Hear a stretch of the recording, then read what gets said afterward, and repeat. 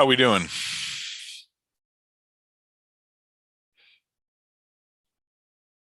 People are still connected. You hear me? Connecting. Yeah. Can you hear me okay? Yep. Okay. For some reason, it says on the banner on Zoom for me, your device is running low on storage. Free up to avoid interruptions. So I'm not sure what the issue is. Are you recording to your computer or the cloud? I don't know. I haven't selected recording yet. Let's see. Ooh, record to the cloud. Yeah, do it. I'll do that once I start it. Make sure there's room in there.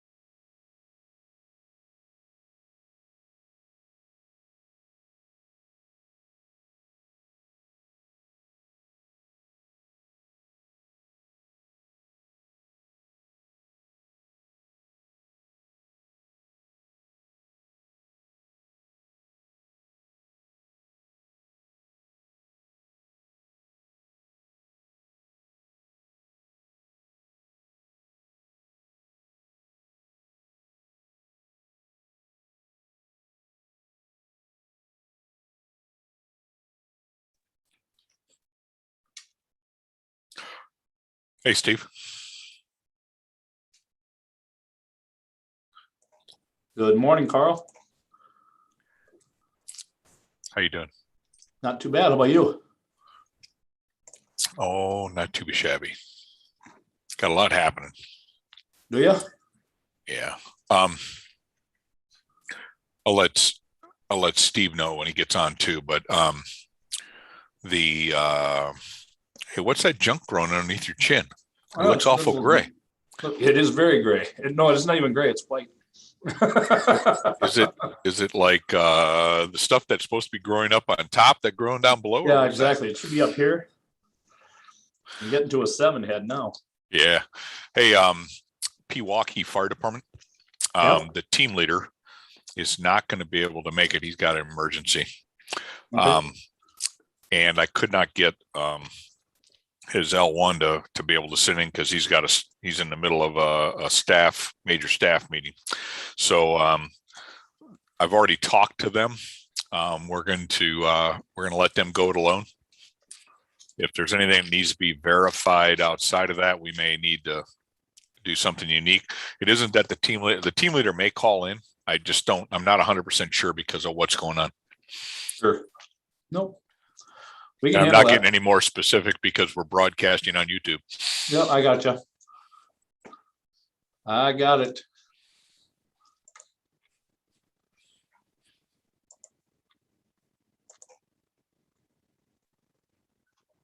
I got to figure out why my Zoom background changed, and I can't change it back.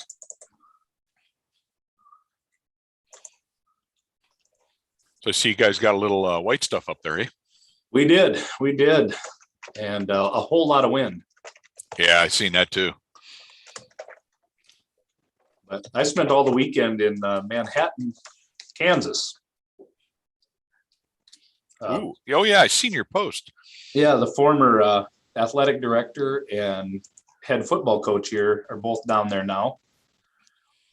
And so we went down and hung out with them for a couple days. That's pretty cool.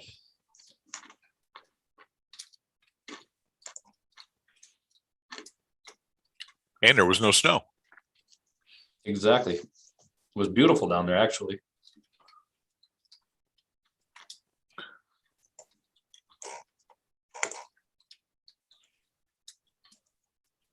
There we go.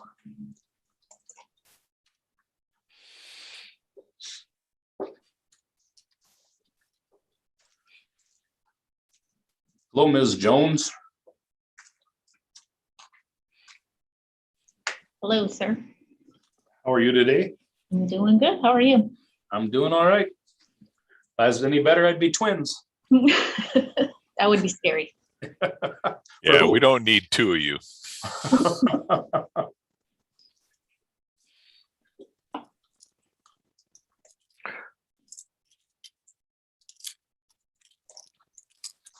How'd golf go the other day up there, Carl? Went nice. Really a beautiful course along the water. It's a public course, but the owner does not allow tournaments, but they allowed the Fallen Firefighters tournament to have happen. So that was kind of cool because of the community involvement that Paul Davis Restoration has. So, but beautiful course, wonderful day. I mean, it was in the low 60s and nice breeze coming off the water. And I actually drove it fairly decent for the day. Knock on wood. There you go. There you go. We'll see if that prowess holds true in January. It'll all be gone. Don't worry, the mind games will begin after Christmas. Yeah. Yeah, we're going to go down over New Year's down to Orlando, and I hope to play a little bit while we're there. So there you go. Yeah. Hey, I'm going to, being we have the time, 10 minutes. I'm thinking about developing a playing format for all of us down there in January. So like day one will be maybe foursomes best low score, and then maybe twosomes against twosomes on the same foursome, and then single matches on the last days. I'm gonna kind of research it, play it up. Maybe we can have a little fun. Maybe we can have a trophy that travels every year. Yeah, that might be a little bit hard, but never know. Yeah, you never know until you try, right? Exactly.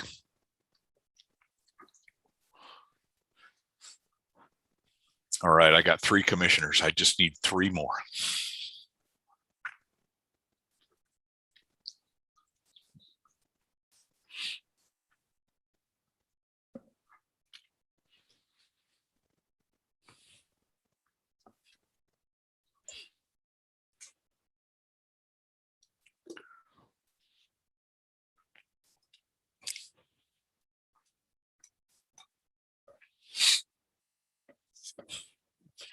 Brad, you doing okay?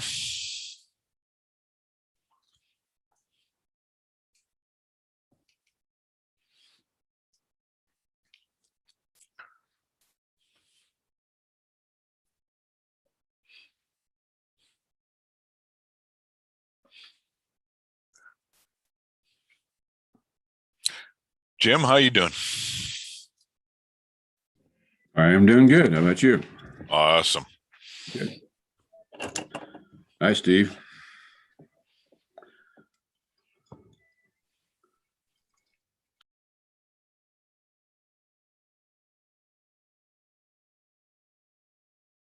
I'm doing good, Jim. Sorry about that. I had it on mute. I didn't realize that. So I'm just down in your old stomping grounds area last weekend. So Oh, out in Kansas anyway. yeah, they're still warm, and we're shoveling snow over here. You were shoveling snow when I was there. And we're still shoveling. We need it. They got a pretty good little wildfire going up at Estes Park region this morning. Mm.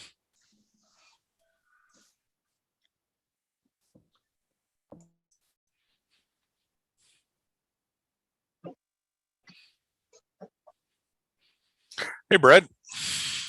Hey, Carl. Nice touch with the flag in the corner, man. I like it. Yeah, my office and each of the commissioners has a U.S. and, of course, a Florida state flag in their offices. Sort of reminds you of some of the oath obligations that are associated with the positions. Absolutely.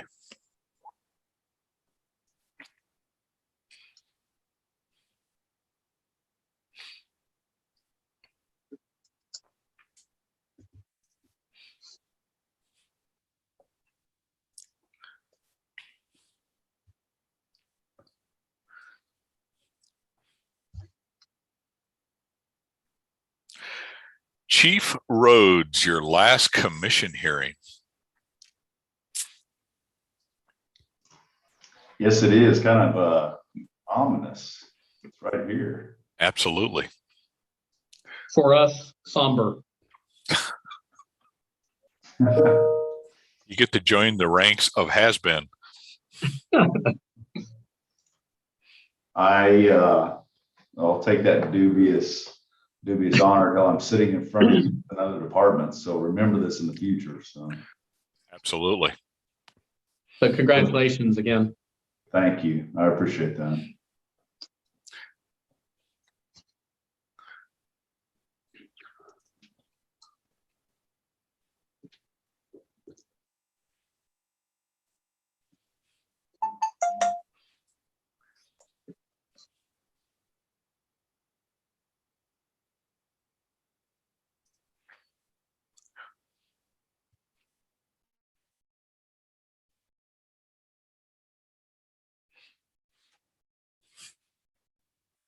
And while it's your last hearing as commissioner, our newest commissioner from DOD is joining us today.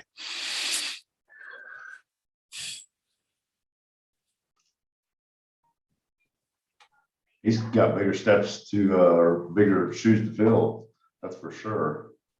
You're talking about Terry Ford. No, a little bit. I was thinking more Ernst Piercy, but Hey, Steve, how you doing? You're on mute. Yeah, I sound better that way, but how are you doing, Carl, and the rest of the team? Very well. Very well. Good.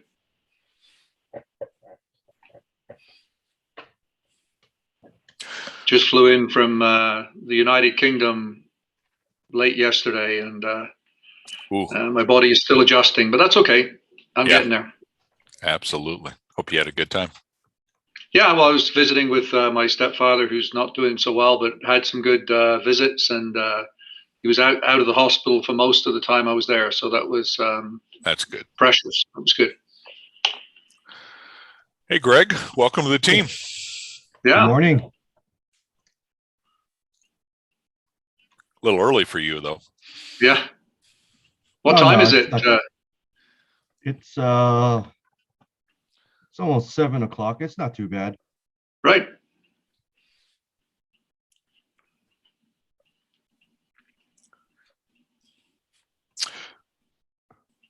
So Steve Dirksen, the problem that or the challenge with Pewaukee has gone away. Jerry's going to be on the call, so we'll be good to go.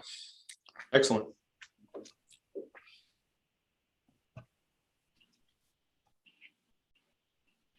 Can you all hear me okay? Yeah. Yeah. Okay. Sounding good.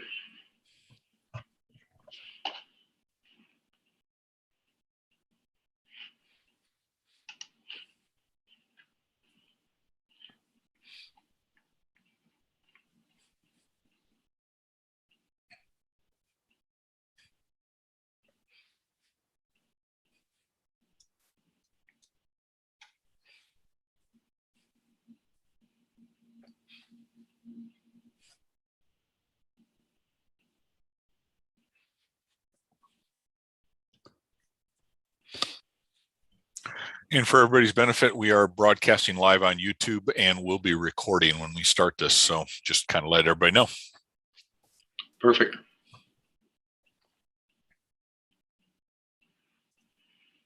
I see we got 4 hours set aside, right, Carl? I don't think we're going to need those today for 7 agencies, right? That's correct. We do have a little bit of business, but nothing Yep. that is crazy. Yeah, I saw that, the Washington State piece, right, I think is what you're referring to. Yes, sir. Yep.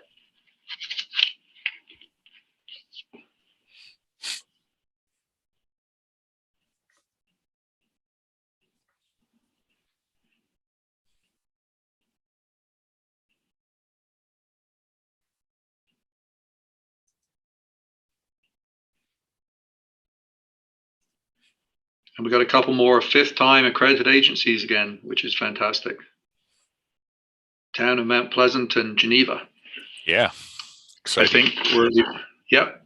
And a couple of, or just the one first, I guess. Yeah. Yes.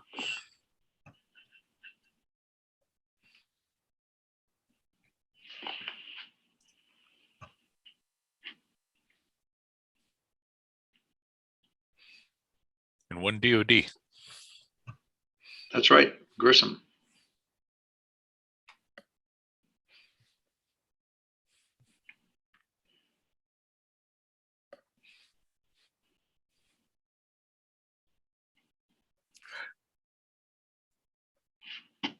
Well, I've got, we're about 2 minutes out, but we got 6 commissioners, so we're able to go. I have not heard from them, but only one, and that was Sal. So yeah. The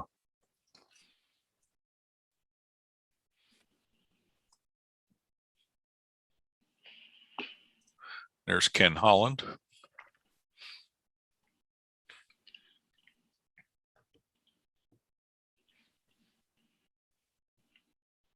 Funny on the virtual stuff, you know, you can show up like a minute prior and everything go great, but you don't, you know, it's like not walking into the room until.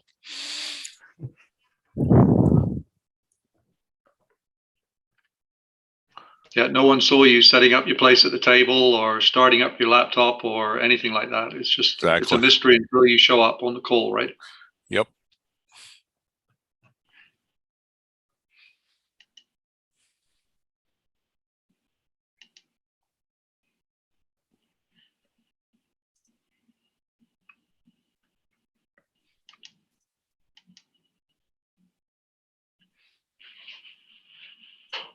Yeah, we should be good to go on the stroke of 10 here, right? With Fayetteville. Fayetteville. Fayetteville, I'm sorry. Yep. Hey, Katie, I don't see a record button on here anymore. Am I missing something? I see it at the bottom. You want me to do it? Yeah, because I can't see it for some reason. Oop, there's Jesse. And Thomas.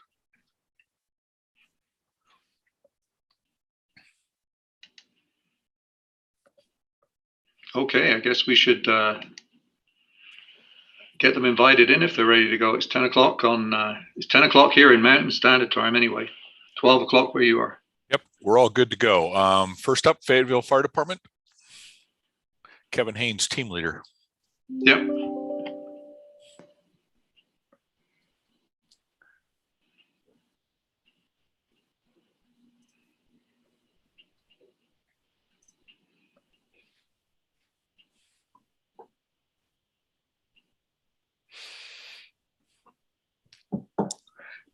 Kevin, I have to tell you, from the picture you're showing right now, you look just like Charlie Dickinson, the former deputy U.S. fire administrator, sitting there.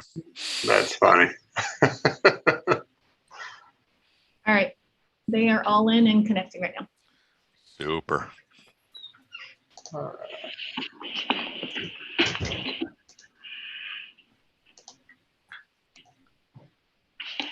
Okay, well, thank you and welcome to the November hearings of the Commission on Fire Accreditation International. And we've got 7 agencies to hear from today, ranging right through from first-time agency up to a couple of fifth-time agencies and everything pretty much in between. So I'm looking forward to hearing about these agencies today as usual. Before we get started though, just a couple of announcements. First of all, or acknowledgement, I guess, to start with, is an acknowledgement of the amount of volunteer work that goes into making CFAI tick, if you like, or work. Literally thousands of hours, tens of thousands of hours spent by peer team members, team leaders, reviewers, technical reviewers, that is, and other volunteers, including my fellow esteemed commissioners on the call today. Truly, without this volunteer effort, this model could not work. So I can't say how appreciative I am of the amount of work that goes into this. So thank you to all of those volunteers. The second one is an announcement, which is that this meeting is being live cast on YouTube, and it will also be recorded and available archived after the fact. So with that, as I said, our first agency today, I didn't say, our first agency today is Fayetteville Fire Department, North Carolina. On the line, we have team leader Kevin Haynes. Kevin, would you like to introduce your team, and then we'll kick into the questions from commissioners. Good morning, Chief. Thank you, sir. Commissioners, good afternoon on the East Coast. Good morning to the rest of us in the country today. I had the distinct honor of leading the peer team into to Fayetteville, North Carolina. It was myself, Chief Ed Boring, Norma Valdez, and Brian Orndorff. Huge shout out to Norma. She jumped on the team late as one of the team members that was originally on there, got promoted to fire chief and needed to stay home and take care of his department as opposed to being able to travel. She jumped on real late and did an extremely good job picking up where he left off and helping us out. Fayetteville is up for their 3rd accreditation. And what's interesting is a lot of agencies tend to struggle between their 2nd and 3rd. That was not the case at all with this agency. This agency was extremely dialed in from day one, continued that to show us that even as we got on site. One of the things that I wish I could physically show the commission is what they're doing on a daily basis as it relates to their response time data and some of the graphing and charting that they're doing with everything from cancer prevention and logging the number of hours folks are exposed to an ideal 8. what kind of ideal age that is.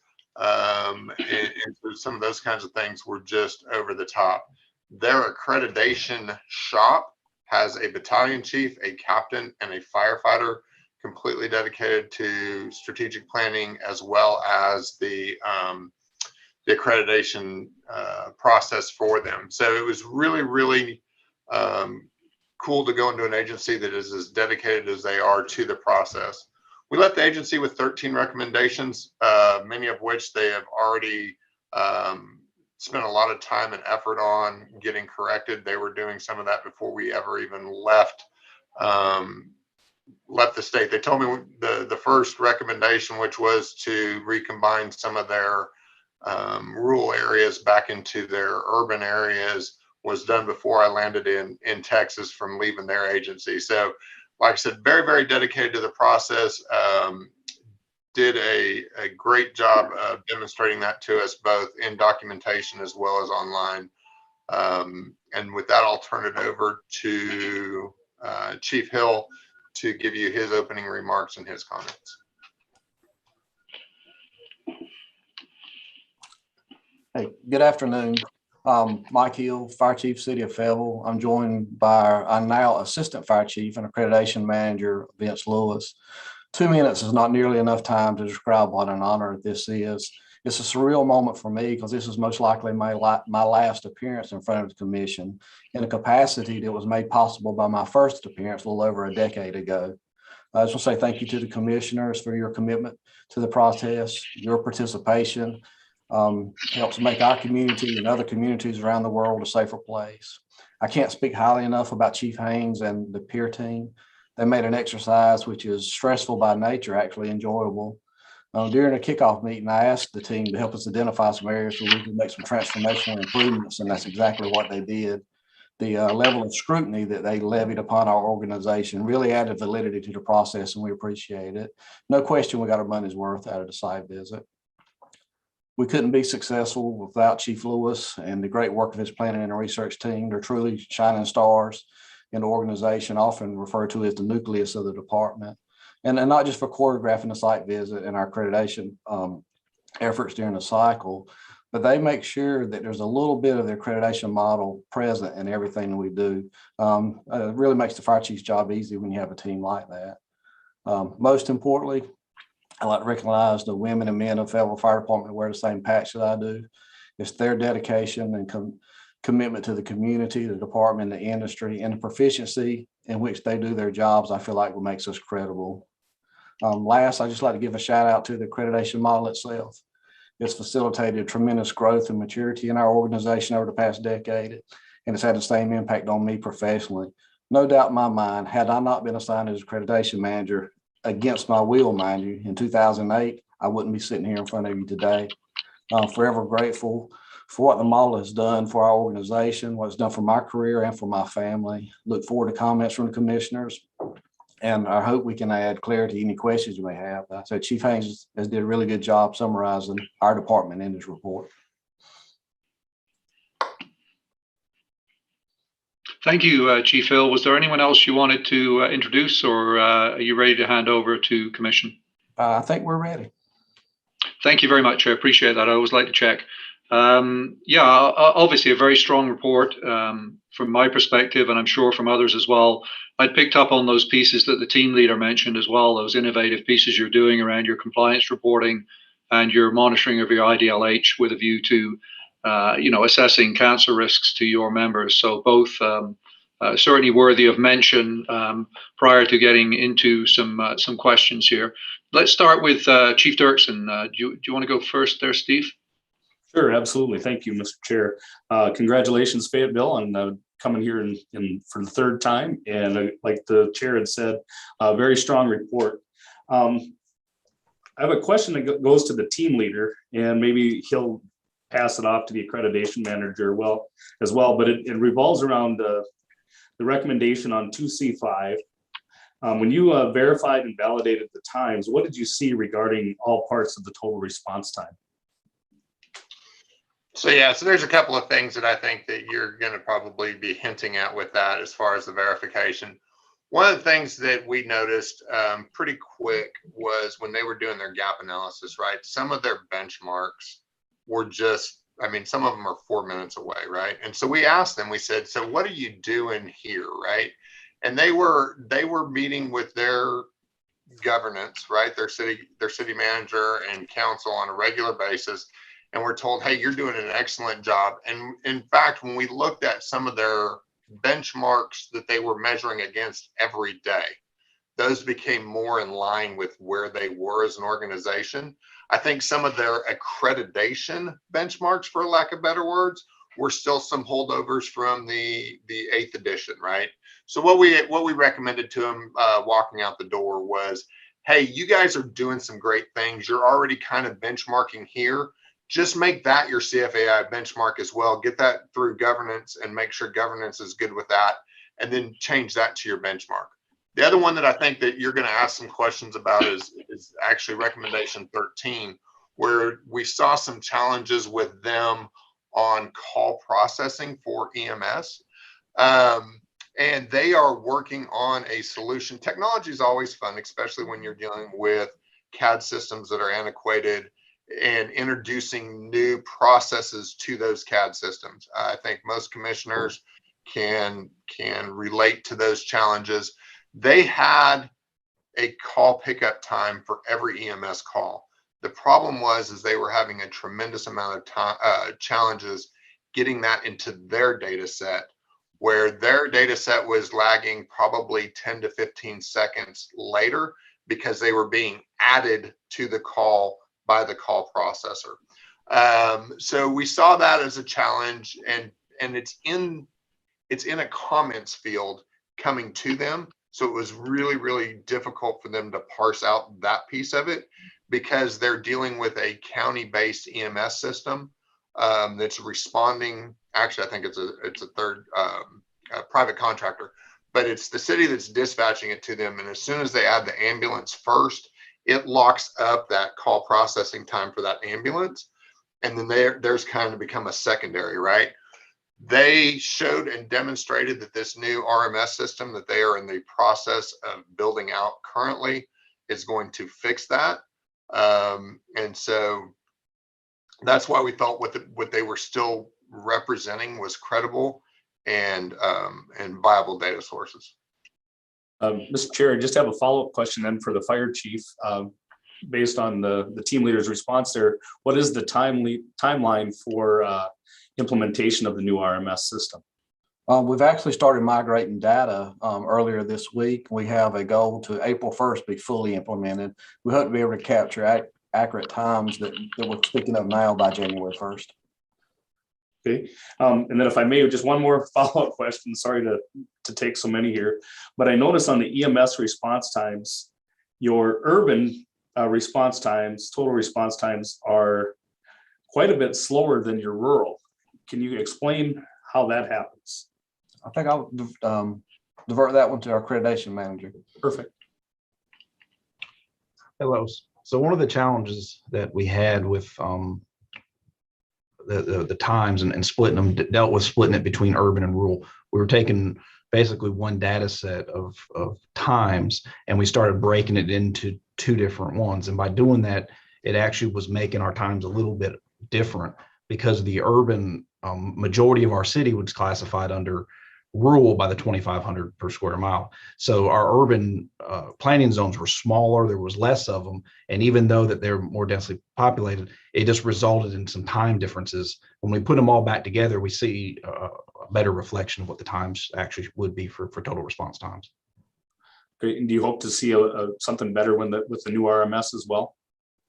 Yeah, absolutely. Part with the new RMS, we're working right now to remap all the CAD data moving across. So it should definitely help with that call processing time as it relates to EMS. Okay, thank you. Appreciate it. Thanks, Chief Dirksen.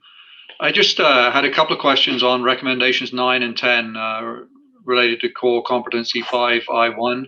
It talks about working closer with the airport control tower to make sure you get a more timely notification of the city of Fayetteville's police department dispatch center of an emergency at the airport.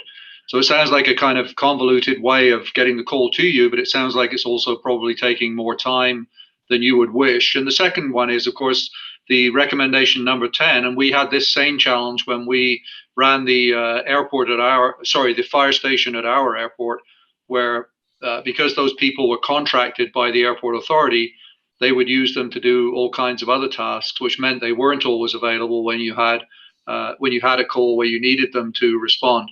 So maybe if I could just get you to speak to a little bit about, these are complicated relationships as well in terms of the contract relationship you have with the airport, and then of course the control tower thing probably involves your dispatch center as well. Maybe just talk a little bit about how you're going to manage those issues. Sure. It's a unique situation where the whole ARF program is a shared responsibility between us and the airport director. One of the great things, but I guess also a downside, is we have very little, if any, calls. So the delay is not readily available. The way the current process is, if there's an emergency comes in through the tower, their first step is to notify the crash station. And then they go ahead and respond. And sometimes that does present a slight delay in them following back up with a call to the 911 center to affect the rest of the effective response force. I have met with the airport director. Like I said, we really didn't realize that it was an issue, but just because of truly the limited amount of responses that we have, he's totally receptive to work on some new process to expedite that. As far as the recommendation number 10, also one thing we probably did a poor job communicating in interviews. We are in an Appendix B airport, and we only have to have one firefighter, one truck available. There's never a situation where both firefighters are tied up on auxiliary duties where they're not able to respond. But again, so I brought this to the concern, to the attention of the airport director, and he was very receptive to the criticism and open to work with us developing some new operating plans so this doesn't become an issue. No, thank you, Chief Phil. I appreciate that clarity. So it's not really impacting your response. Having said that, I mean, having firefighters dealing with irate customers over the fact that their parking charges aren't correct or whatever, the machine's not working, seem to be a little bit of a stretch for what most of us would consider to be the duties of our firefighters. But I'm sure you're on that as well, particularly if they're receptive to hearing those concerns and the impacts it could have on a response. I don't know if I'm seeing any other questions from Commission in the chat, so I'm assuming that means there are no others. With that, I will make one final ask. If there's anything else that any members of Commission want to ask, please do that now. And certainly if that's not the case, I would look for a motion to accredit Fayetteville Fire Department. Butler, so moved. Keating, second. Thanks, John. Chief Butler moved, and I think I heard Chief Keating seconding. That's correct. Any further? Sorry, go ahead, Jim. No, I did second. Thank you. Thank you very much. I appreciate that. Any further discussion? Any opposed? Congratulations, Fayetteville Fire Department, North Carolina, on your third accreditation. As always, we'll make the arrangements to have the plaque shipped to you as soon as we can here. And it's a shame we can't shake hands in person, but that's the way it still is. So hopefully, we're heading back ever closer to that time where we can meet together and do what we would have done previously. Thank you very much, Chief. Understood. Thank you.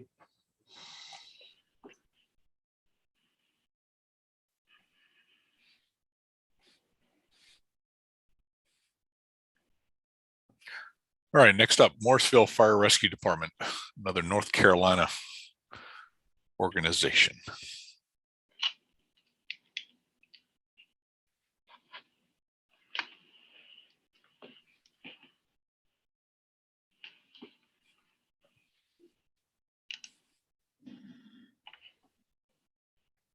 All right, team and team leader in and connecting right now. All right.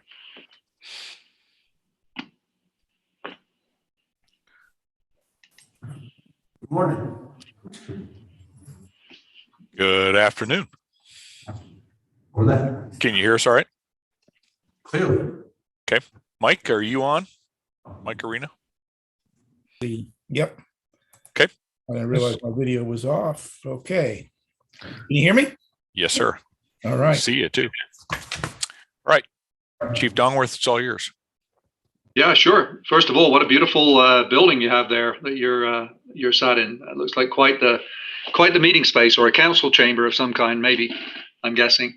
Welcome to Morrisville Fire Rescue Department, Morrisville, North Carolina, your third accreditation. Thank you for coming forward in front of us today, and the work you've done leading up to this, of course, which is the bigger lift of the accreditation process. Without further ado, if I may, I'll hand over to Team Leader Mike Arena to do introductions. Take it away, Mike. Good afternoon, everyone. It's a pleasure to be here today representing the Morrisville Fire Rescue Department. I'll just briefly introduce my team. We had Chris Engelmuller from Grand Junction, Colorado, Fred Safis from Gwinnett County, Georgia, and Chris Blankenship from Hilton Head, North Carolina. We had the pleasure of doing their site visit. It was their third time around. Extremely dedicated group of folks, all the way from the top to the town manager, to the fire chief, to every firefighter we spoke to. You clearly see they got a dedication to the process and are anxious to keep making their organization better. We left them with 10 recommendations, 4 of them strategic. They embraced the critiques and the discussions we've had, and they were started to work on those right away. With that, I will introduce the fire chief, Chief Scott Criddle, who will introduce the rest of his team. Chief. Thank you, Chief, and I appreciate the kind words. I would like to take just a second to introduce the team that appears before you to represent the town of Morrisville. We have our town manager, Martha Page. We have our assistant fire chief and accreditation manager, Nathan Lazinski. My name is Scott Criddle. I'm the fire chief here. Chris Hoffman is our data manager. Brandon Zudema is our assistant town manager. And off camera, we have our training captain, Chris Salter. And then, on behalf of the Morrisville Fire Department, I'd like to take to let you know how proud we are to be here, and thank the commission for the dedication and effort that it took to review our agency, and spending the time over and above their regular duties in the dedication of the betterment of the fire service. I would also like to express our appreciation to Chief Arena and his site team. It can be challenging to have a group of peers scrutinizing the documents you spent so long preparing, but they were extremely professional and handled us with respect, made us feel like they were truly partners in our accreditation effort. I would like to recognize the tremendous efforts of our entire accreditation team and thank all of them for their contributions, but we did lean heavily on 2 of them. Our accreditation manager, Nathan Lazinski, quarterbacked the effort, and Chris Hoffman, who spent hours mashing up our data over and over again. And although the accreditation team shared the bulk of the document development, the entire agency played a role in the effort. More than anything, we hope that our documents illustrate that from the administrative office through the fire station and into the field, that the dedication to continuous improvement is self-evident. And no matter what we do to refine our interaction, whether it be emergency or routine, we can always strive to do better. We'd also like to take a second to thank our closest aid partners, the Cary Fire Department, the Apex Fire Department. We participate with them in a seamless response model that we feel strongly provides the best possible level of service for customers in and around each of those communities. But last and certainly not least, we'd like to thank our town leadership. Our council and administrators are strong supporters of the concept of continuous improvement. Members of this department feel very well supported by the town, from our facilities to our apparatus, our equipment, and ultimately our compensation. It is clear that they have invested in the agency's long-term success. With that, I'd like to recognize our town manager, Martha Page, for a couple comments. Thank you, Chief Criddle. As Chief Criddle mentioned, I'm Martha. I've been the town manager here in Morrisville since 2013. I was fortunate to be able to participate in the 2016 accreditation hearing that was held in San Antonio, and appreciated the better understanding and awareness of the work our department does and that you do in supporting our accreditation efforts. I also got to talk to the accreditation team when they were here in September and enjoyed that. Thank you for all of your contributions to the profession and to making Morrisville Fire and Rescue able to continue to learn and improve our service delivery. We're proud of our department. We're proud of our staff. We strive to focus on the whole department and the whole person, not only in fire, but throughout our organization. However, we also recognize the unique issues, situations, and challenges our first responders address on a daily basis, and believe we provide the necessary support to those working in this noble profession. Morrisville Fire and Rescue is one of 4 of our departments who are accredited in their field. We value this process, and we are committed to both the capital and operational needs of our department, as is our town council. As the fire service grows and changes, so will we. Thank you for the opportunity to speak with you today.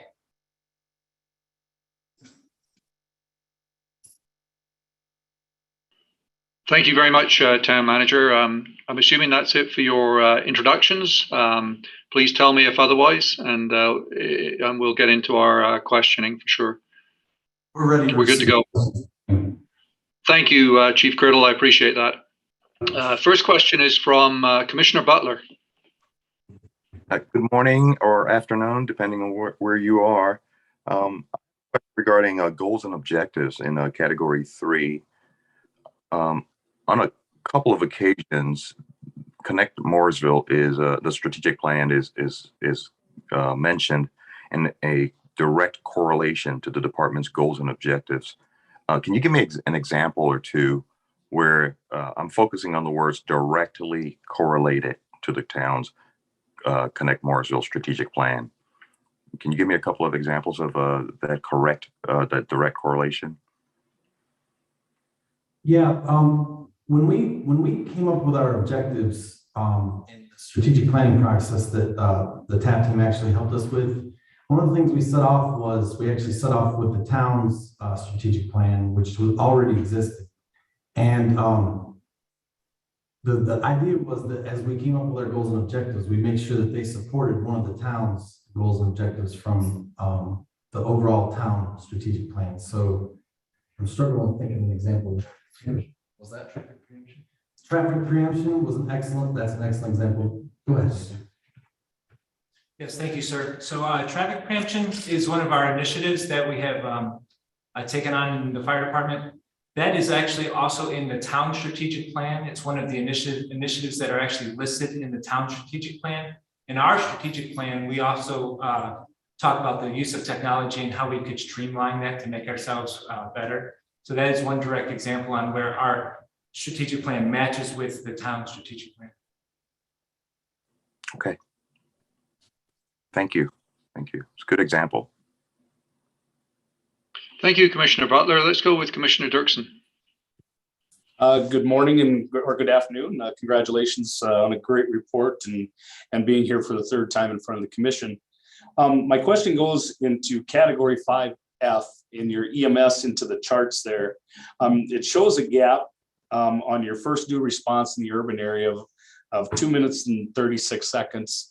And you have a benchmark of 5 minutes. Could you explain to me where you established the 5-minute benchmark? It's one of the lowest ones I've ever seen in 5 years on the commission. So I'd like to see how you establish that benchmark. Yes, I'll turn that over to our data manager, Captain Chris Hoffman.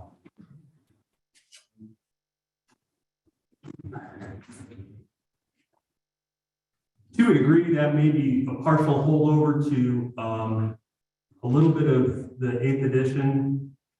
We see that as a travel time goal combined with a call handling goal combined with a turnout time goal. So that's how we arrived there. And we are making strides to reach that target. It's the largest data set that we have, obviously, our EMS calls. So that's one of the most statistically significant data sets that we have. We feel like we can get there. We're also working on some station placement issues. We have one station that's nearing the end of its life cycle, it'll be replaced by 2 stations, and we feel like that's a goal that we can keep working towards.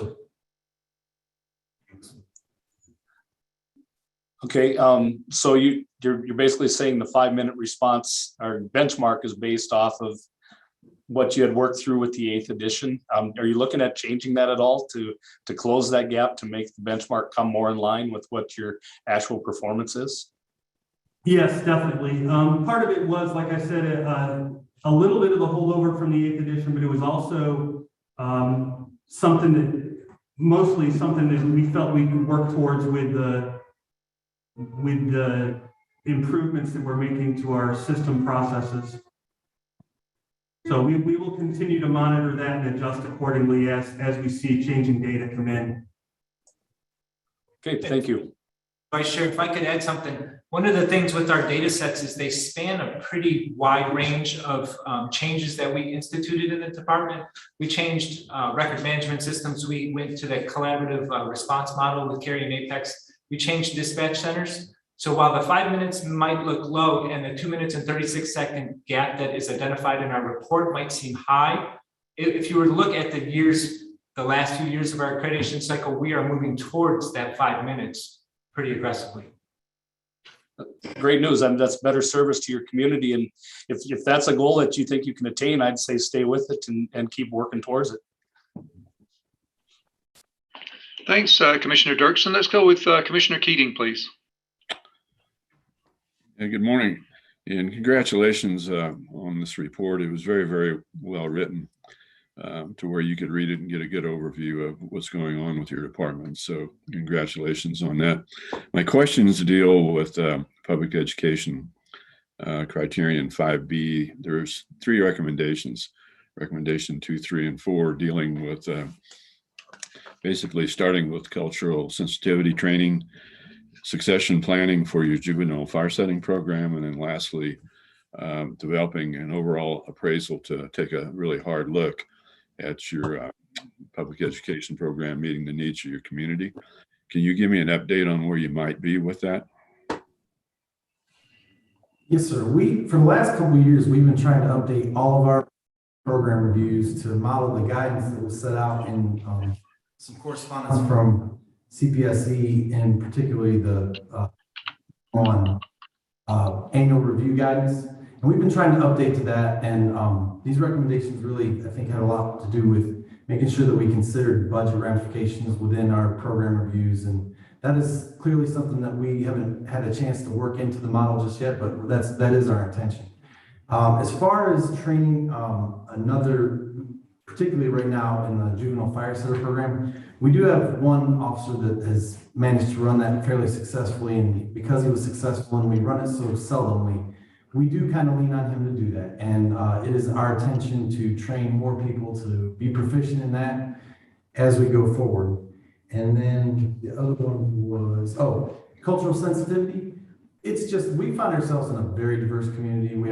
I think we have roughly 43% Asian Indian, but we would like to make sure that there are no barriers to our providing service to our entire community. So, and although that is, the largest, demographic, we'd like to make sure that we're not having barriers to us providing service to any of our demographics. So we have already done a study of that, and we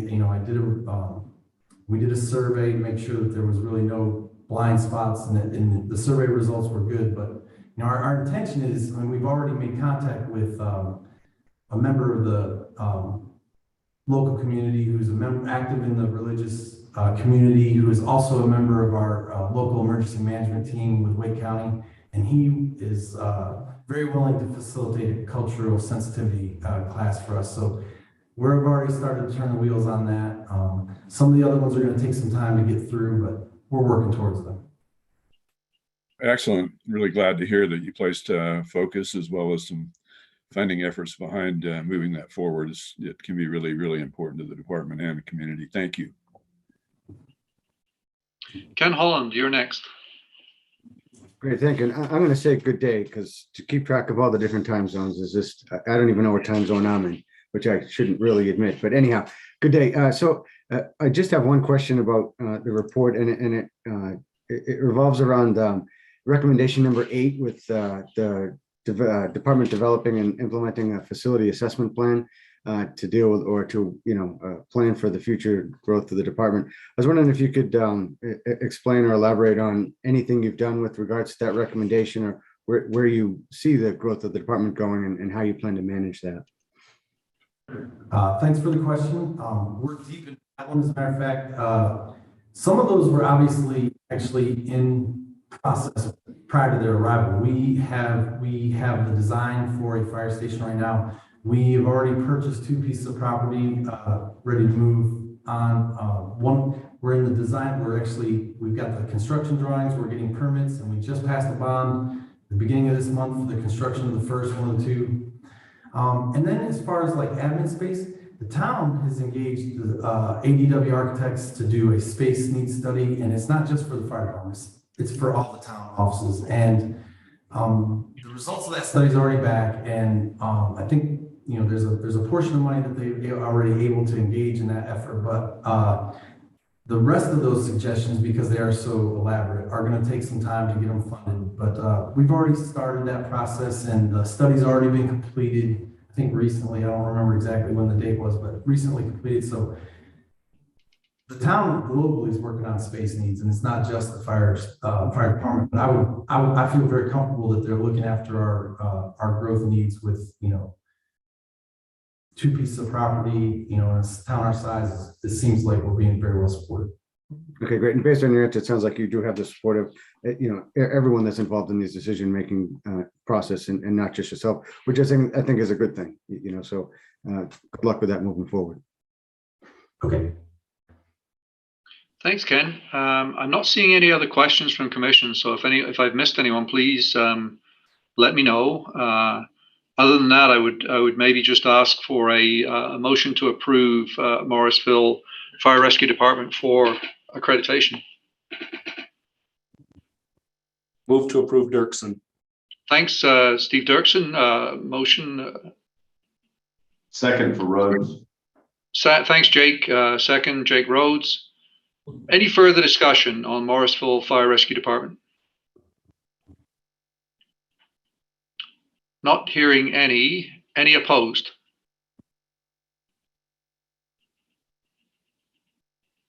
Not hearing any. Congratulations, Morrisville Fire Rescue Department, on your 3rd accreditation. Well done. Good report. Very much. Thank you. It's great relief. And we'll make the arrangements to get your plaque to you in the very near future for sure. Thank you very much. Have a great rest of your day. Thank you. Thank you.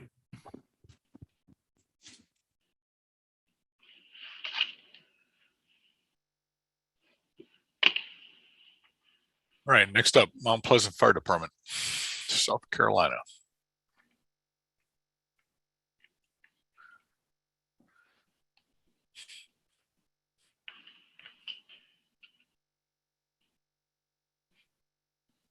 Team leader in and connecting right now.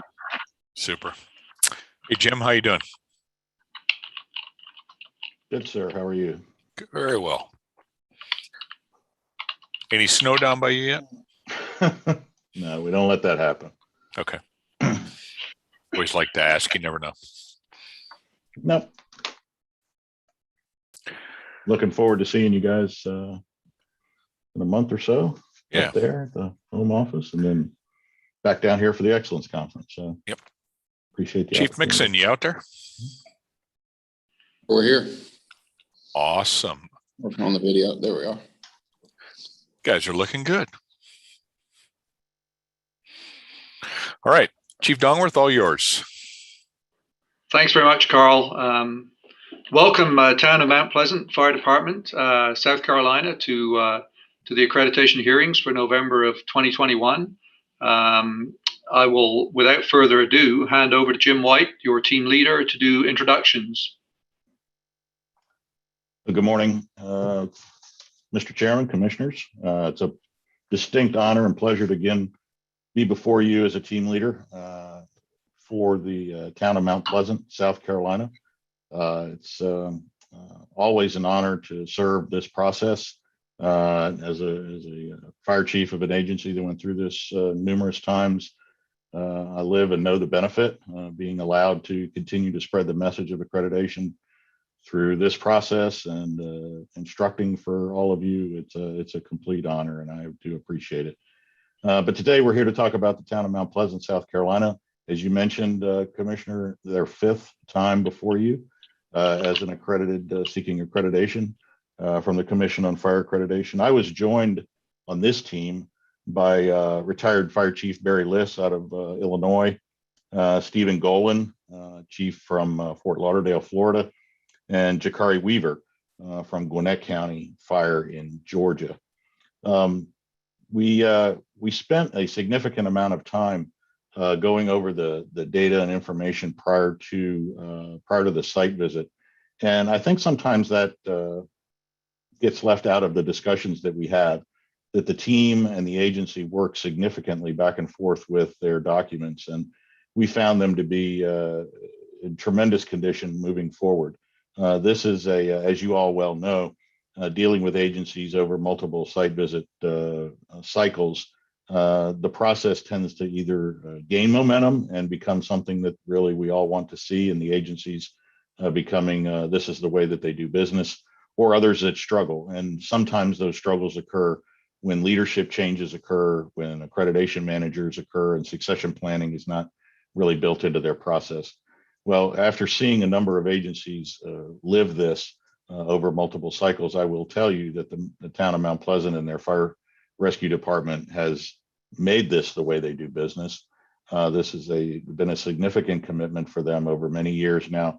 And why I say that is you can see when they are challenged with something that I don't like to necessarily say that accreditation can solve, but that the process, when used correctly, really benefits the agency. And it was very evident to the team members, and I think you can feel that in the report, that this agency is challenged with things like growth, with just basic geography of the land that they're required to participate in serving, is very diversive and very, I like to say, north-south. They have a tremendous geographical area that they're challenged with, that they are addressing and utilizing the processes of accreditation to make those decisions about staffing, station placements, and responses. So you will see that in the report and in the numbers and in their response areas. I will tell you that the number of accreditation or recommendations concerned me as the team leader. But when I went back and met with the team post site visit, when we were working through the report, not only did the type of report that we now generate change those, I guess, concerns, but that after 5 times through this cycle, you tend to start fine tuning. And I think a lot of our recommendations are about that. They're about taking them from the great place they are to the next level. And so I wasn't as concerned about the actual number of them as really just in seeing them use the process. And if I could put a gold star beside that somewhere in the report, I would. But at that point, the team did recommend a continued accredited status for the town of Mount Pleasant. And I will turn it over to Chief Mixon to introduce his staff. I would get all of them wrong. Well, maybe not, but 1 or 2. But he's got a room full there, and you can tell that there is support within not only the agency, but the local, the IAFF, as well as the city leadership. So I will turn it over now to Chief Mixon. Chief. Thank you, Chief. Good afternoon. I'm Mike Mixon. I'm the fire chief here in Mount Pleasant. I've been the chief 3 years. To my left here is Craig Oliveris. He's our deputy chief of administration, also serves as our accreditation manager. And then to my right is deputy chief of operations, Sean Simpson. This is our 5th accreditation cycle, and Chief Oliveris and I have been involved with the process for about the previous 10 years. Before that, we had a single accreditation manager that handled those 4 accreditations for us. So really, it felt like our first accreditation process as a new fire chief and as the accreditation manager. Even though we've been through it, we really saw it from a completely different perspective. I gained a lot more respect for the process, And I really respected it before, but just to see it from this side and for what Chief Oliveris was able to do as accreditation manager, it just took on a whole different life. Chief White and his team, like he mentioned, they really left no stone unturned. He told us in some of those pre-meetings that being that it's our 5th time, that he and the team expected a lot of us, and we're thankful for that. We do want to fine tune. We know that we always have areas of growth and continued improvement, but they really showed us some things where we believe we can enhance our organization and continue to grow. So it's really our honor today. I look forward to hearing your comments as the commission, and thank you for having us. Thank you very much, Chief. I appreciate that. Again, I think anytime we see an agency coming forward for the 5th accreditation, that's a very significant achievement, given that that's about the life of CFAI. So fantastic job coming forward with this today. With that, I've got a number of questions. I'm going to go first to Ken Holland, please.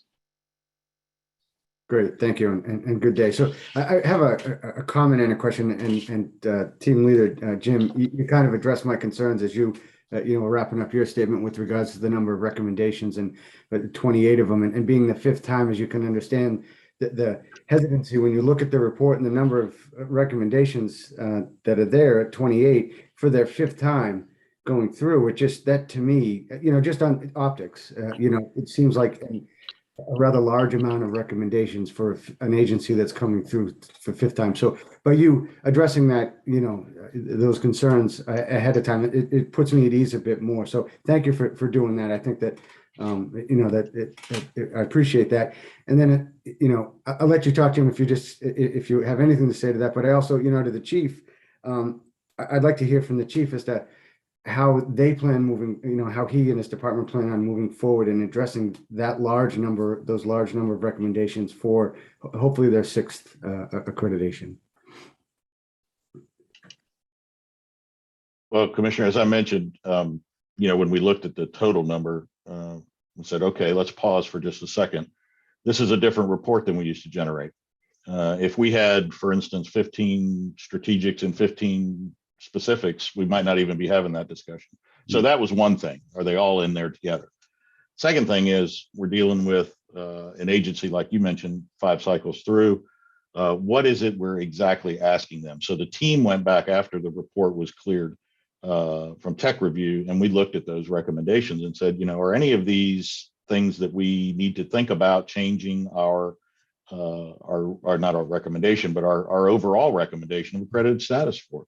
And they didn't. The consensus was, listen, we fine-tuned, combed all through these, and some of these, I would tell you, I had a longer list as we normally do, but none of them brought to the concern, the highest level of concern for us to change the overall recommendation. So I think Chief Mixon and his team are prepared. If not, they've already started working on these, but to work on them immediately upon approval of your motion today. So.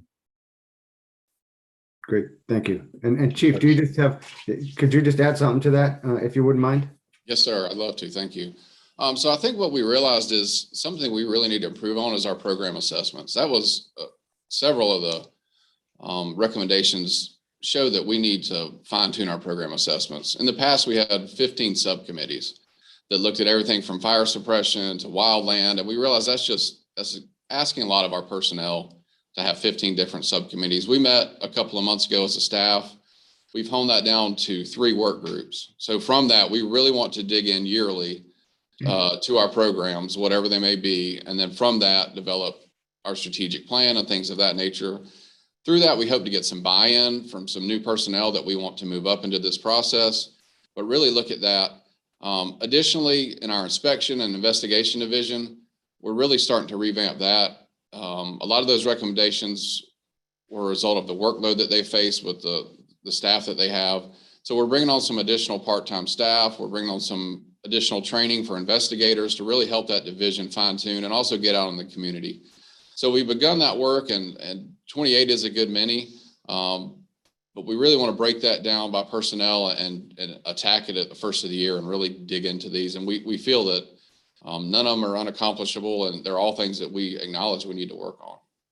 Great, thank you. And I view them all, as opportunities for improvement. And anytime you can seize upon those opportunities and take that next step for your department to a better place, I think is wonderful. So, thank you for, answering those questions and I appreciate it and best of luck. Yes, sir. Thank you. Thanks, Ken. Chief Keating. Yes. Congratulations on the 5th time around. I totally understand the effort that it takes out of an entire department to even get where you are today and moving forward. And the way that you have presented how you're looking at this moving forward is very satisfying. My questions do surround 5K wildland.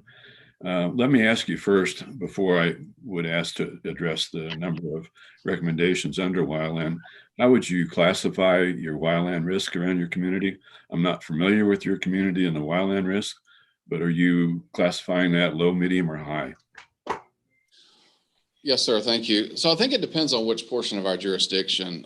Most of our jurisdiction is kind of that suburban area, not a lot of wildland interface, but in the north area of our jurisdiction where there's still a large area of undeveloped land and also where we touch some of the national forests, there is some risk. So we do want to drill in and kind of have a wildland risk assessment for those neighborhoods that touch those forested areas. Our team in the area has been a leader as far as the wildland team. We've developed agreements with the National Forest Service, with local wildland conservancies. So our guys and gals are out there a good bit just helping with prescribed burns. So they're highly trained. We just need to, as a staff, fine tune our risk assessment in those areas from that wildland perspective. The team, obviously, there's 5 recommendations under the wildland division, ranging all the way from spare piece of apparatus to safety equipment to education and then community education. Have you placed focus to any specific one of those yet? Yes, sir. So one of the recommendations is helmets for our UTVs. We are ordering those now. We've also spec'd out a second wildland apparatus that is going before our procurement division now, that's a little bit bigger and will allow us to have an additional piece of apparatus that better fits our needs. And then also kind of tying back in to the investigation division, the inspection division, we are looking to get more out into the community and in those areas that are in that wildland urban interface. Because in our area, we don't talk about that a lot. We don't have the fires that they do in the West, but I think it's important for these homes and for these businesses that touch some of these forested areas to understand the risk. So we definitely want to get out there with an initiative to educate the community. Great. It's good to hear that you place some focus towards that and they're looking at focusing some future budget dollars in upgrading the equipment. So thanks for the commitment and the answer. Yes, sir. Thank you. Thanks, Chief Keating. Let's go to Chief Rhodes, please. So actually, Jim hit on 5K, which I think is the impetus of this entire discussion of fine tuning and really looking into those areas. I will say thanks for the recommendation on helmets. I've already sent my assistant chief to order some helmets as we stand up our UTV team. So thank you for the recommendation and an easy fix, but that's why we do what we do, right? Is fine tune those small areas that I don't think we really think of until that aha moment. So thank you and congratulations again. Overall, again, I like the concept of fine tuning. I think it says a lot about, if you really look at these, and Chief White definitely hit it, some of these are in the weeds, which says a lot about your agency. So thank you. Thanks, Chief Rhodes. Let's go with Brad Arnold, please. Thanks. Yeah, good report. And one of the areas that I was looking at, because I'm familiar with Mount Pleasant and Charleston, is the recommendation that's associated with number 26 on establishing automatic aid with Charleston Fire Department.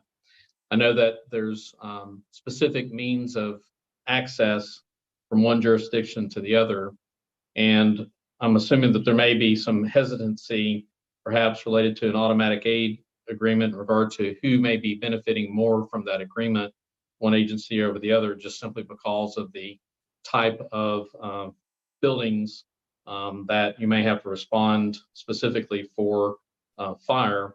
and not even discussing anything related to emergency management. I'm sorry, emergency services response. So sort of getting an update from you in regard to where are you in those particular efforts, and what are some of the challenges that are associated with developing that automatic aid agreement with Charleston Fire Department. Yes, sir. Thank you. So since the team left, I met with the chief of the city of Charleston and also the chief of the city of North Charleston to kind of get those talks going again. We met last week with our battalion chief staff and told them that it is one of our goals by July of next year to enter into an automatic aid agreement and kind of getting their feedback on what training needs they have, what equipment needs they have. And it has been supported in the area. It's not only going to be an agreement with the city of Charleston, but there's 5 other fire departments in this automatic aid agreement. And it's something that we've looked at since 2016, but I feel as the chief that the only way to truly know how it affects our organization and their organization is to enter into a trial period. So that's what we plan to do.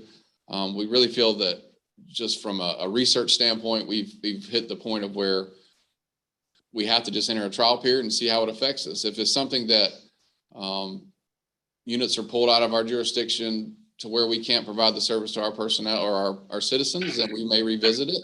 But we're hopeful. As we're lucky to live in an area with a lot of great departments, a lot of great leadership in the other departments. So we're excited to work with them, and hopefully with council's approval, we'll be in that agreement by next July and kind of gathering that data and research how it affects us, both good and bad.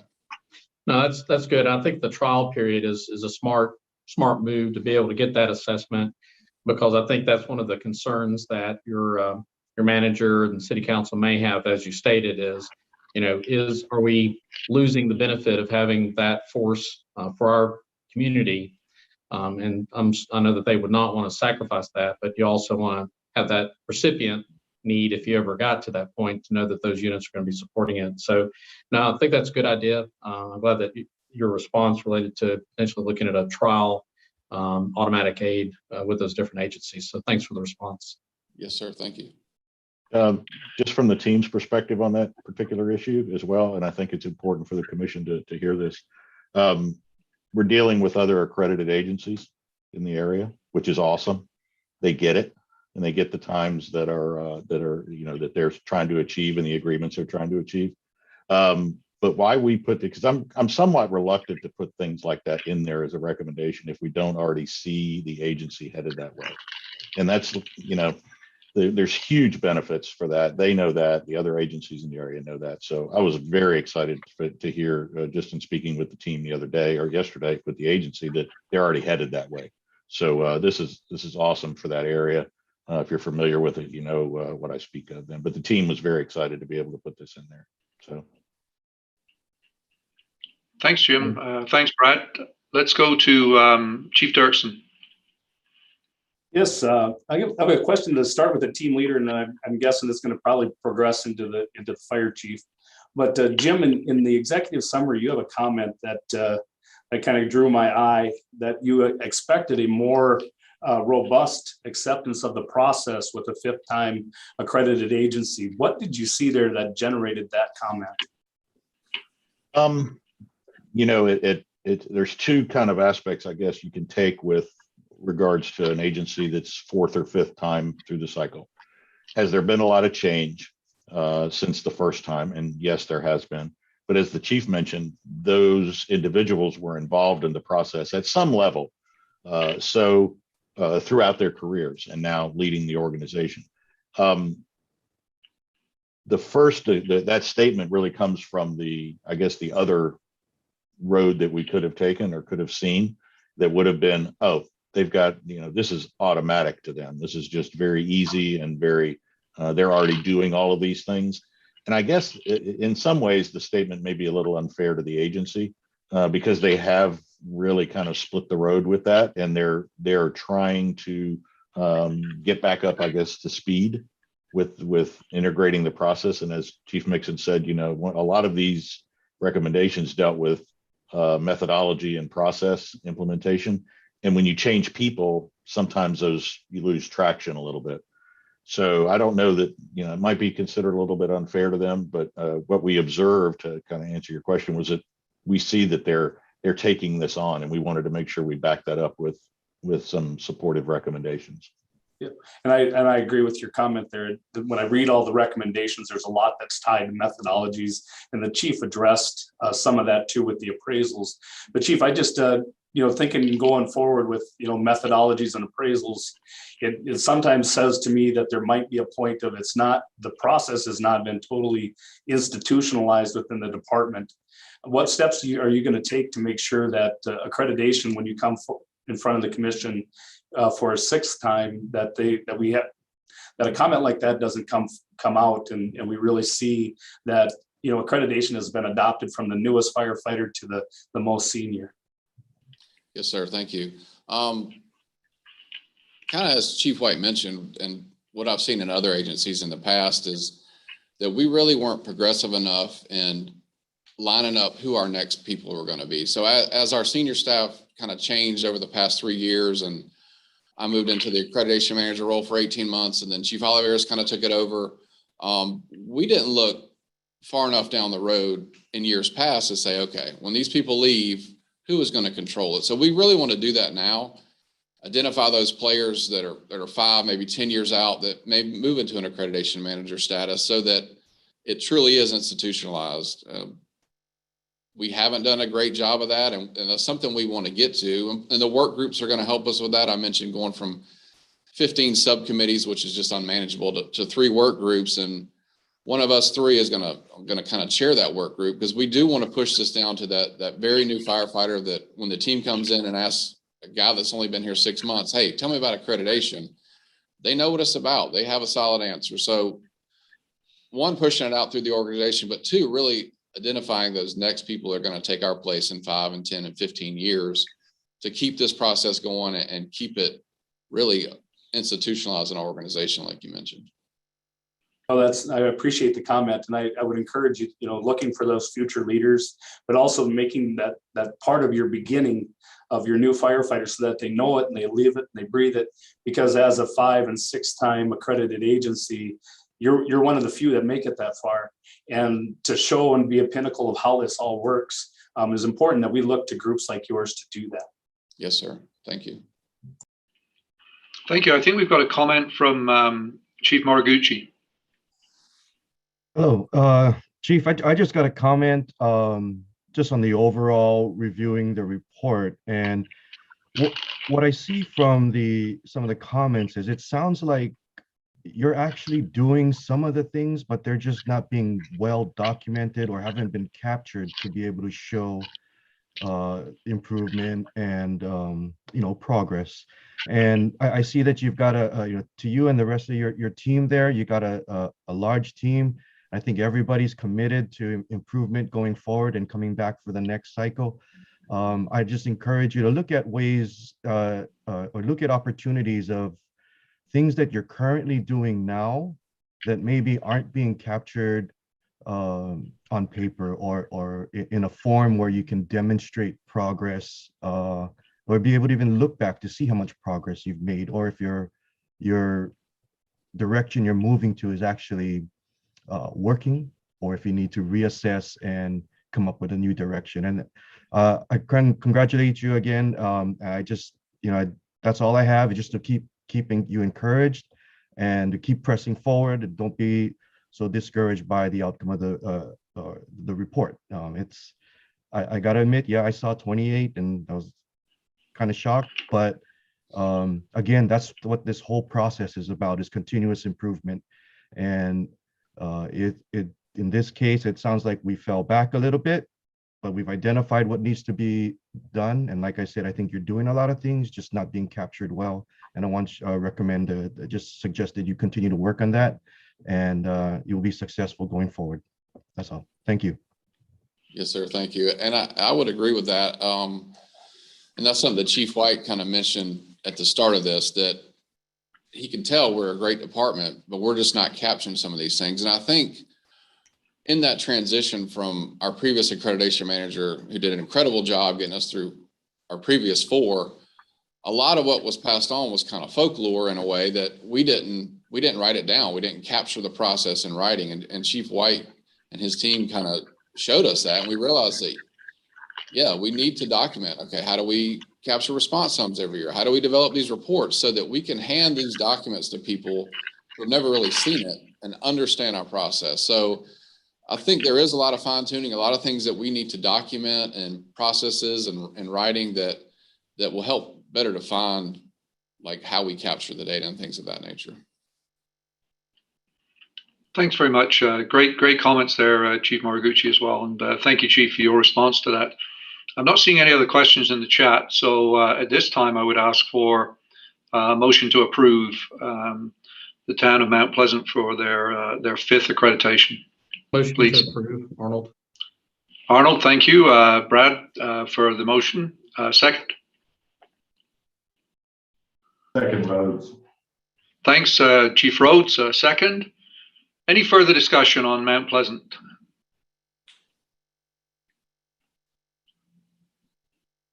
Not hearing any. Any opposed? Dirksen would be a no.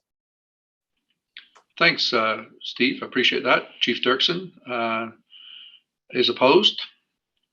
Any others? Thank you. Congratulations, town of Mount Pleasant, on your fifth accreditation. Great work. And like everyone's had the conversation here, hopefully we'll see you back for that sixth time, and with maybe having addressed some of the things that have come up today in terms of institutionalization of the continuous improvement process, for sure. I appreciate that, and we'll make the arrangements to get your plaque to you as soon as possible. Thank you very much. Thank you, sir. Thank you, everyone. Thank you, gentlemen, ladies.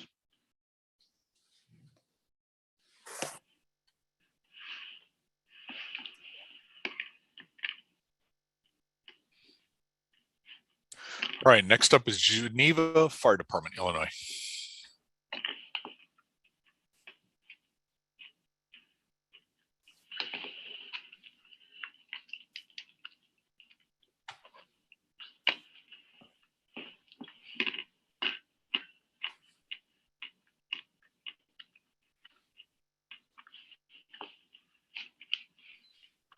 All right, everyone's in. Looks like the audio is still connecting. All right, thanks. How you doing, David? Doing well. Awesome.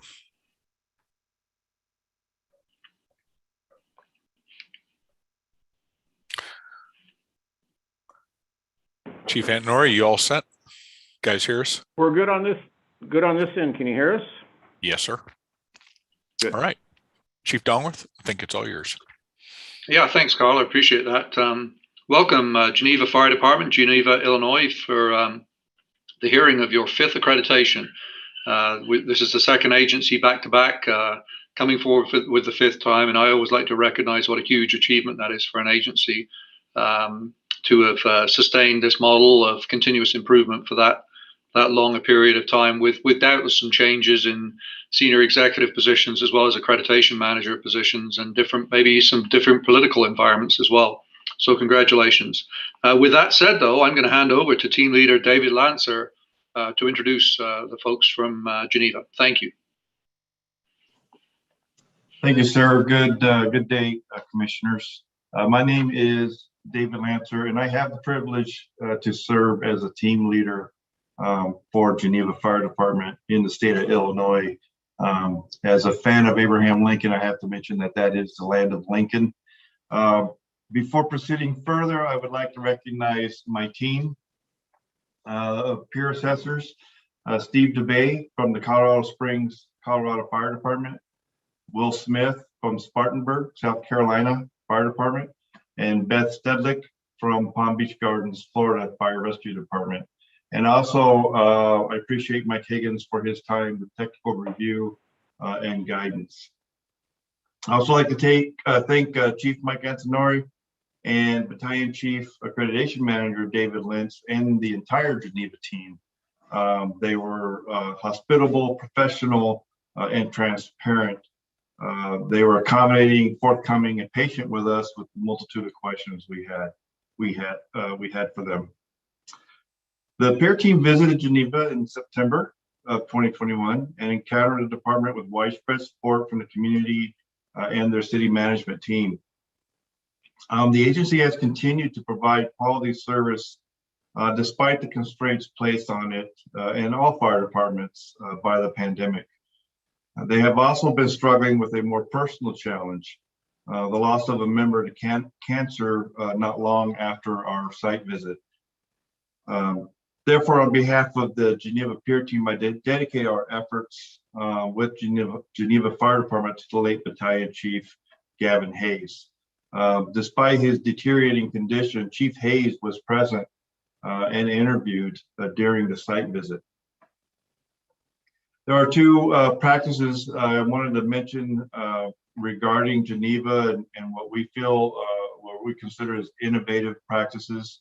One is that on a working structure fire, a representative from the city water department responds as a liaison to ensure that water supply is adequate and can make adjustments as needed. And then also the agency participates in an intergovernmental agreement with Tri-City Ambulance Service.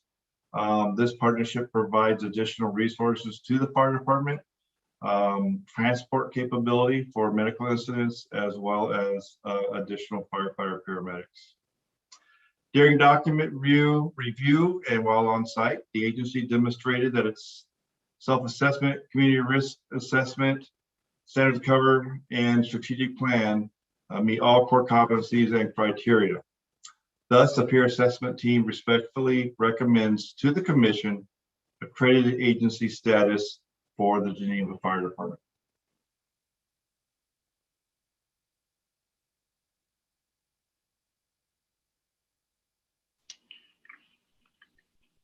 Would the chief and his team like to introduce themselves, please? Yes, sir. Thank you. I'd like to take this opportunity to thank David and the assessment team for a thorough, professional, and very productive assessment process. It's my pleasure to introduce the Geneva team that's here with us this afternoon. To my left is Mayor Kevin Burns, City Administrator Stephanie Dawkins, Accreditation Manager Battalion Chief Dave Lentz, Administrative Assistant Jen Helmick, Deputy Chief Mark Einwick, Fire Marshal Dustin Schultze, and Battalion Chief Rod Johnson and Battalion Chief Mike Benz. Additionally, our quality improvement process journey would not have been possible without the support of our city management team and citizens and the hard work and dedication of the members of the Geneva Fire Department. The department's leadership team has started the integration of the 21 report recommendations to our planning processes to ensure that the appropriate personnel and resources are put in place to implement each recommendation. The recommendations were clear, concise, and actionable, and will help our department achieve the next level of performance for our stakeholders.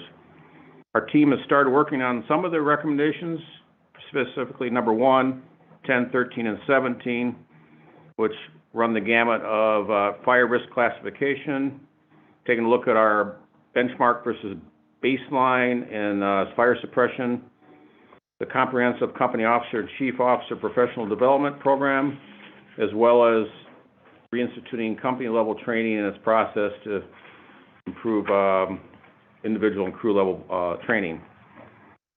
And it is now, and again, thank you, Mr. Chairman and the Commissioners, for this opportunity to consider it for accredited agency status, and it's now my pleasure to introduce you to Mayor Burns, who will say a few words. I believe it's good afternoon, ladies and gentlemen, and welcome to the City of Geneva virtually. I have been a resident of this community for 50 years, and while many things have changed throughout my duration, one thing has remained constant. It's represented by the men and women in this room, and is represented by the Geneva Fire Department overall. The passion, the purpose, the commitment, the professionalism, and the stewardship of talent in the Geneva Fire Department, I believe, is beyond measure. They not only provide us safety and security on a daily basis, they provide us, to borrow a phrase from an earlier speaker on your side of this conference, sustainability in that excellence that we can count on. Whether it's providing support to a family in need, a business struggling, or just to be at the ready, I know that the men and women of the Geneva Fire Department are there to serve, and there to serve with honor. It's my honor to represent these men and women. It's my honor to represent the city, and I am grateful for the early recommendation of accreditation, and I hope that this decision will be unanimous, because I believe it is certainly deserving of such a vote. So thank you again for the opportunity to be with you.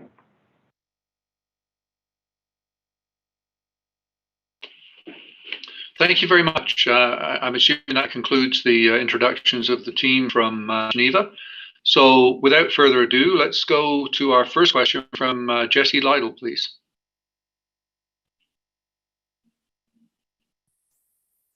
Good afternoon. I have a question about category 3, and I applaud your effort in being able to complete your strategic plan. We had similar issues in my community. It was difficult to do during the pandemic. But what struck me in the report is that the strategic plan didn't seem to include, at least from what I could tell, maybe a complete SWOT analysis and engagement with community stakeholders. Could you maybe walk me through why those elements were not included in what your plan is to include them into the future? I can speak to that. The pandemic clearly got in the way of face-to-face meetings and group meetings during the time that we had set aside to re-image the strategic plan. We felt, based upon early interactions with folks on video, that we would not get a quality product out of trying to do it virtually. So we took a look at the recommendations and the input from the 15-16 cycle, felt, at least for this point in time, that they were still consistent with our community's needs and values. And we had planned on coming back to this in time before the visit, but again, the pandemic has lasted longer than anybody has planned. We are scheduling and working on that next year. Now that the vaccine's out, we believe we can get together now in a more safe manner with our community and get a much more robust review of their views of their services and the values needed here. Okay, thank you. You're welcome. Chief Keating, I believe you're next. Thank you. And congratulations on a good report. The chief had indicated that you were working on some of the recommendations that would have been my main question. But my question now is, you've done this for 20 years. You're a smaller department. You're a combination agency. You do not have, obviously, a large internal staff to support a lot of the efforts that go behind accreditation, following through with data collection and processing and all that. But you've been committed. You've stayed with it. You've done it for 20 years. You're going for another 5 years. Can you tell me what benefit you have felt that staying into this process for 20 years has been to your department and your community? Very good question. Looking back on the 20 years that we've been through, the work that's been done by our predecessors and of course this team, we believe very strongly that we would not be the fire department we are today without the quality improvement process, the benchmarking, the comparison to other agencies around the United States and the world puts us at a higher bar. So many of the things that we have, both engines being ALS equipped, the size of the fire department we have for the career, the replacement of the equipment, the added things that we've needed for safety have come directly from the accreditation process, the reviews, the plans we've put forward, and a lot of credit goes to the city council, the mayor, and city staff and city administrator for taking those to heart and allowing us to have the investment that we believe we've needed to improve this department over the last 20 years and hopefully for 20 years more in the future after our time. Thank you for that very, very in-depth and great answer. It really pictures what this process is all about. And it's so good to hear how you've implemented that, how your councils and boards have looked at that process and what it's done for the organization, proved to them that you have a path, a solid path moving forward, and you won't sway off of that path to better your service to the community. So excellent. Thank you for that great answer. Welcome. Thanks, Chief Keating. Chief Rhodes. Thank you, and congratulations on your going for your 5th. But as Jim said, with your fifth brings 20 years of experience going into this. So I jump right to category 7, where we're talking about annual medical physicals. I guess my first question is, are those 1582 compliant physicals that you're providing?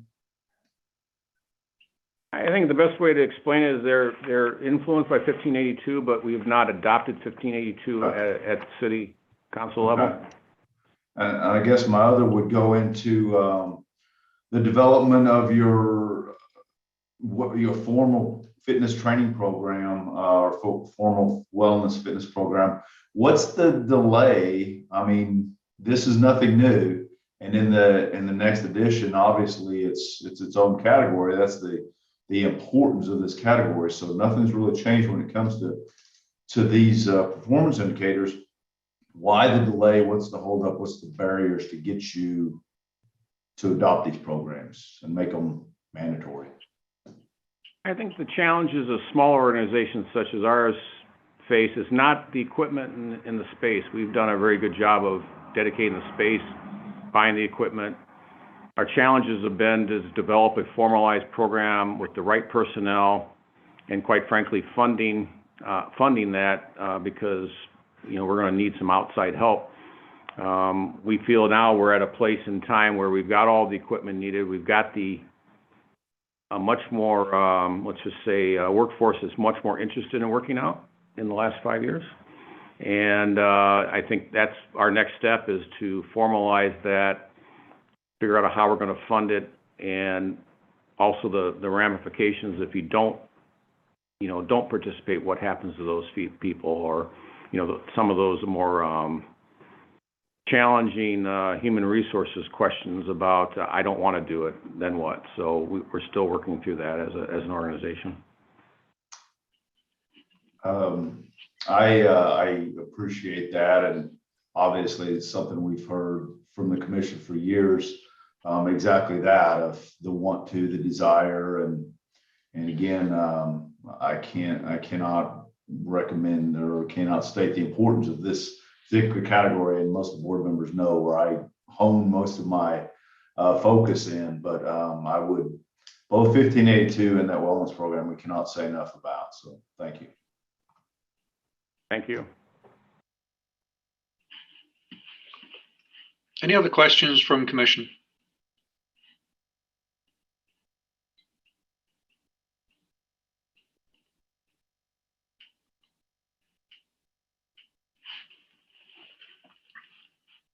If not, can I get a motion to approve, please?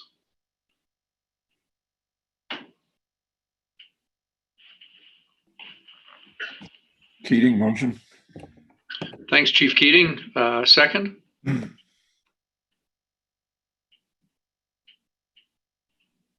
Moriguchi, second. Thanks, Chief Moriguchi. Any further discussion on Geneva Fire Department?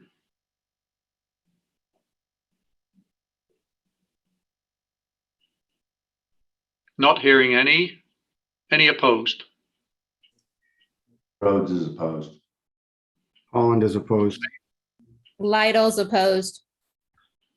Arnold's opposed, and I just want to give a little bit of basis. It does actually have to go to what Rhodes had mentioned. That's the same concern I had related to Category 7.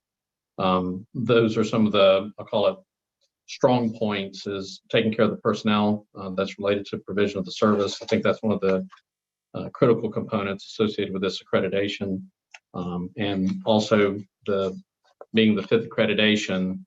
That is something that is one of those early accreditation activities to focus on. So just want to provide a little bit of basis behind my my no vote. I just want to make sure we captured the no votes there, Carl, or whoever's capturing. I did not. Cindy, do you have a count? I heard Lidle, Rhodes, Arnold, and I think I heard at least one other. Yeah, that was Holland. I have it. Holland, yeah.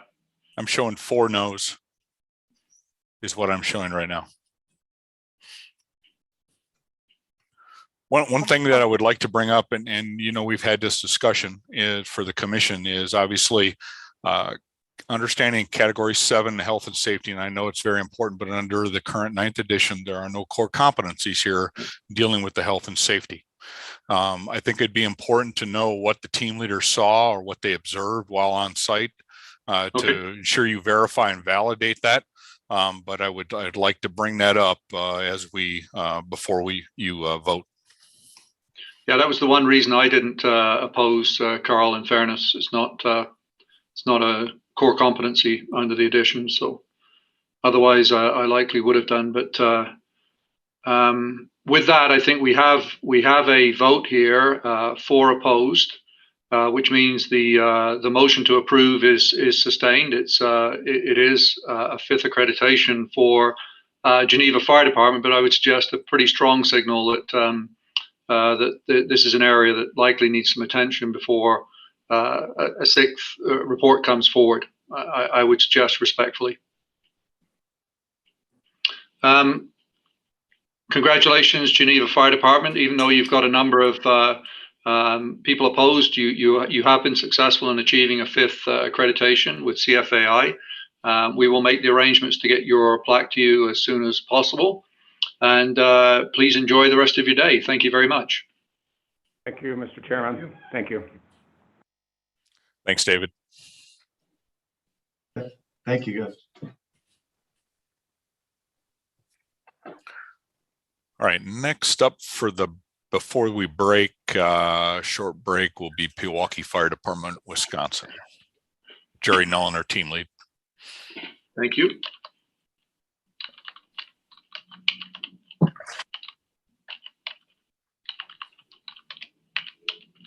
Both and connecting right now. Super. How you doing, Jerry? Just fine, sir. How are you today? Very well. Good to see you. Yes, sir. Hey, Jerry. Morning, Chief. How are you today? I'm doing great, thank you. You're looking pretty dapper there, my man. Thank you, sir. Good to see you. You are too. Good afternoon, Pewaukee Fire. How are you doing? Good, sir. How are you? Absolutely well. All right, Chief Dungworth, appears we're all connected. All yours. Thank you very much. Welcome, City of Pewaukee Fire Department, Pewaukee, Wisconsin, 2nd accreditation. Great to see you in front of us again here. Without further ado, I'm going to hand over to our team leader, Jerry Nollner, to do the introductions. Good morning, Chief and Commissioners, or afternoon, depending on where you're at. And it was a privilege for myself to be the team lead for the City of Pewaukee Fire Department. The team we had was Fire Chief Chad Jones from South Fulton, Georgia Fire Rescue, Battalion Chief Chris Smith from Clay Fire Territory in Indiana, and our level 2 was Darren Hill, retired DOD Assistant Chief and Accreditation Manager for Gulfport Fire Department, Mississippi. Our site visit was October the 3rd through the 6th, so just over a month ago. And that Pewaukee is a Class 2 ISO rated department. It's a 2-station combination department that's got 30 full-time and 8 part-time paid on station staff that staff their apparatus and everything else. Department is located just west of Milwaukee, Wisconsin. And that they cover just over 23 square miles and also have 2 square miles of lakefront, of waterfront that they also protect. Very good department. The recommendations we had were reinforcing what they'd already started. And that the agency gave me actually an update just yesterday on what they've been able to accomplish in the just over a month that we've been that we started into this process with them and did the site visit.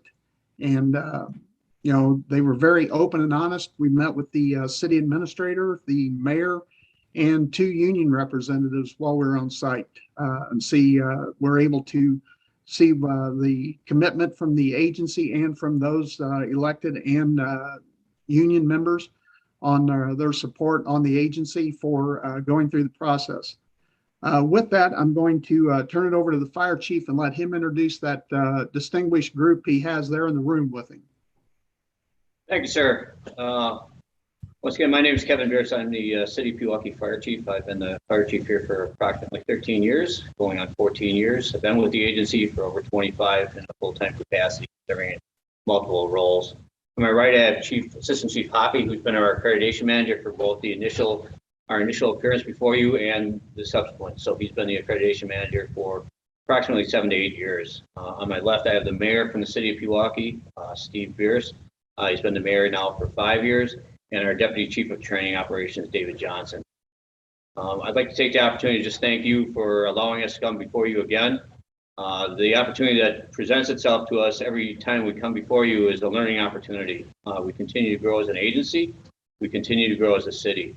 I'm sure you've seen our documents and you notice that our community is fairly small. And one thing that we have learned through the initial accreditation process and this subsequent accreditation process is that this is not only an agency-driven process, this is a citywide process. We have many of the city staff in the room with us today, our people in culture, our administration, our finance. They've all played vital roles in as we've moved forward. And I think of all the things we've learned and all the things that the accreditation process has brought us is a sense of total teamwork and to move the agency forward and to move our community forward in a safer, better equipped agency. Our elected officials have been supportive throughout the years, from the inception of when we went to a career department on as we move forward. That support is echoed through the members of our agency who have been totally on board with this whole process as we move forward. We mark our successes in both micro and macro marks. And this is one of our macro marks that we see. We're very, very proud. Especially myself, I'm very, very proud of what this agency has done, what it's become, and what it continues to grow to be. So thank you very much. Thank you, Chief. I appreciate that. Let's open up for questions from Commission. Actually, I'm going to ask you one to start with, if you don't mind, while I ask my fellow commissioners to put in the chat if they want to ask a question. Recommendation number one, I'll actually put this to Jerry Nullner, the team lead, to explain this a bit better to me. I was a bit confused with this. The recommended that the City of Pewaukee Fire Department assist the financial team with achieving the Certificate of Achievement for Excellence in Financial Reporting from the GFOA. Can you help me a little with what you saw there, Jerry, and what that recommendation is designed to achieve, please? They've got the agency, the city has a lot of good accounting practices and everything else in place, and you know, I think it's one of those goals that they have set for themselves to achieve that.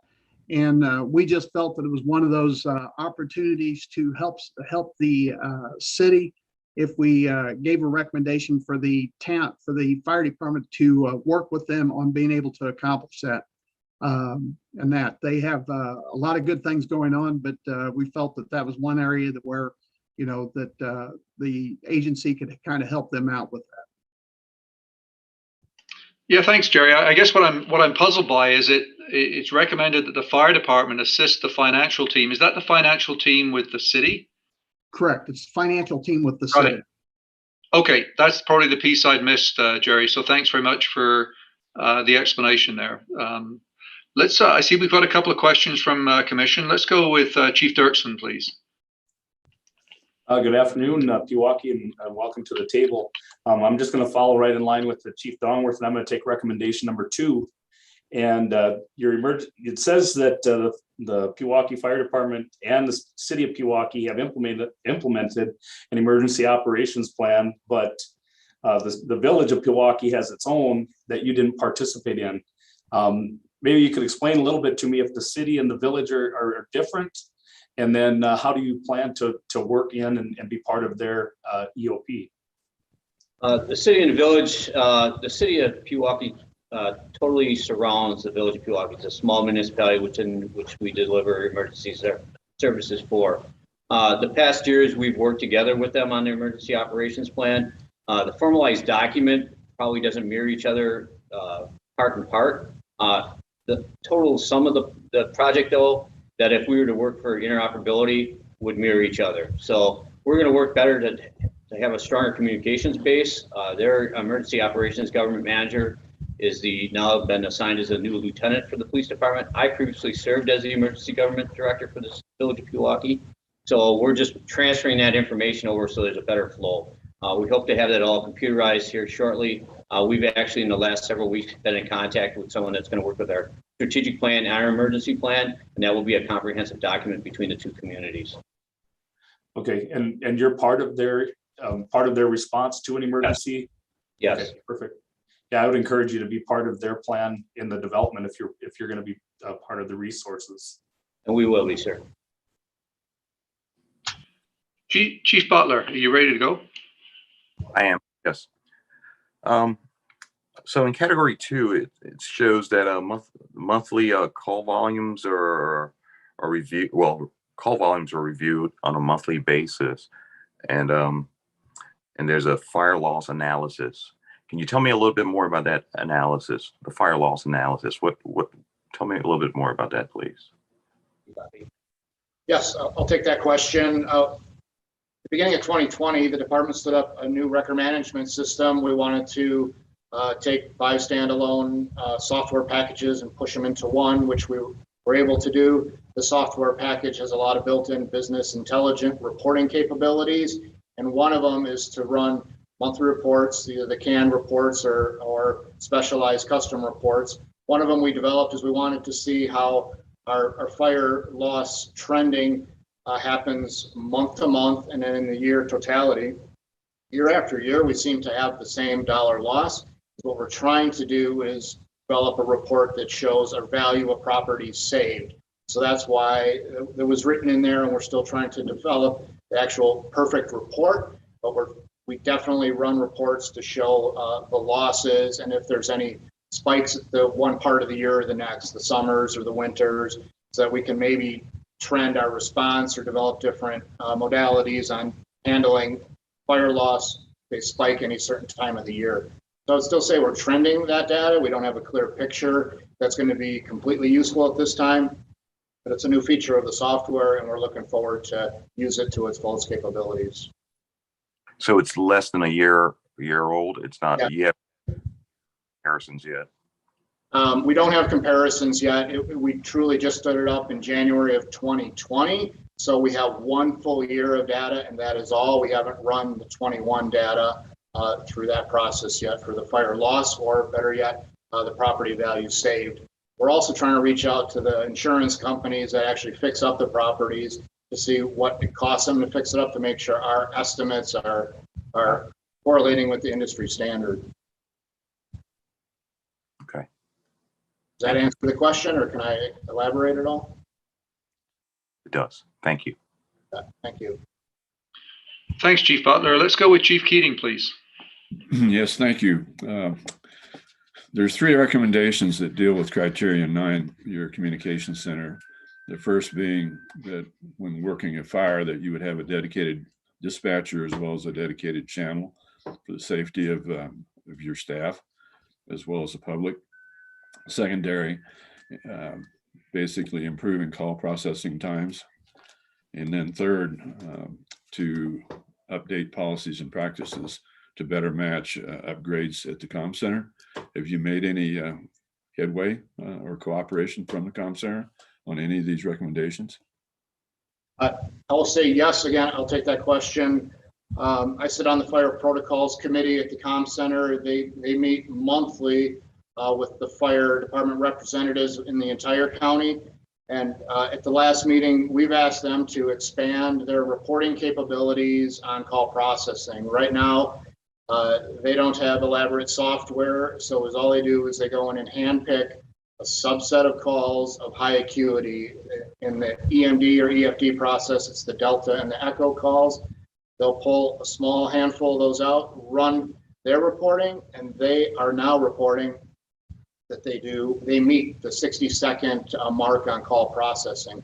We're asking them to expand that to all emergency calls, which in our world involve the Bravo responses and the Charlie responses. We want them to look at all of the calls that they process that fall into the emergency bucket. And they're receptive to doing that. They're saying it's a software issue and a personnel issue to learn that. So they're aware it's an ask. I can say they probably haven't made any headway on actually producing those reports yet. That was one of the three. Right. Well, thank you. I would really encourage you to continue to pursue work with the comm center to try to get them to come in a more modern day with the different software packages and things that are available. But good work with that, and stay with it. We will do that. If you want me to elaborate on the others, I can do that as well. Sure, if you have an update on it. I do. It's the tough one for us is we're just starting to look into it is the fire ground radio communications. There are 20 or so fire departments in the county. We all work at one comm center. The policies that have been put together by the Chiefs Association is that all fire ground emergency traffic is handled on a simplex channel or on a local fire ground, so that there's clear communications to the crews in the hazard zone and the commanders on the outside of the building. And that traffic, emergency traffic, goes to commander to the fire crews, does not go through dispatch. They will not hear any fire ground traffic. And so also, therefore, it is not recorded. It's not on a recorded system. If something bad was to happen, it would be hard to recreate the audio transmissions that transpired. So some fire departments, including ourselves, are looking at crossband repeaters and chief's vehicles that end up on a fire scene, and you tie it to another recorded channel that's at the comm center.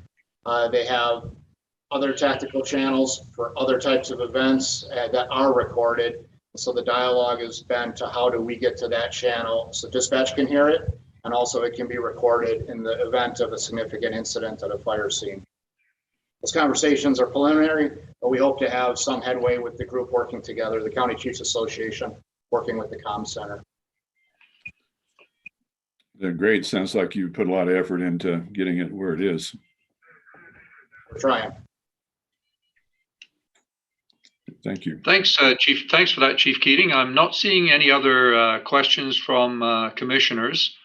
So please, could I ask for a motion to approve the City of Pewaukee Fire Department for their second accreditation?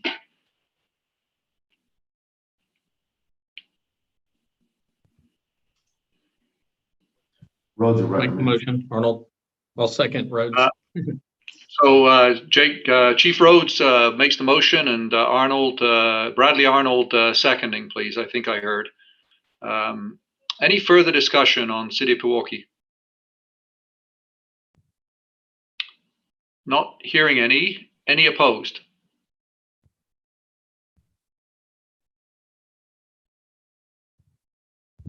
Not hearing any. Congratulations, City of Pewaukee Fire Department, on your second accreditation. Well done. Thank And you. we'll make the arrangements to get your plaque out to you as soon as possible. Thank you for your time. It's greatly appreciated. Thank you. Thank you. Have a great rest of your day, for sure. You as Take well. care. Will. Thank you, Commission. Thanks, Jerry.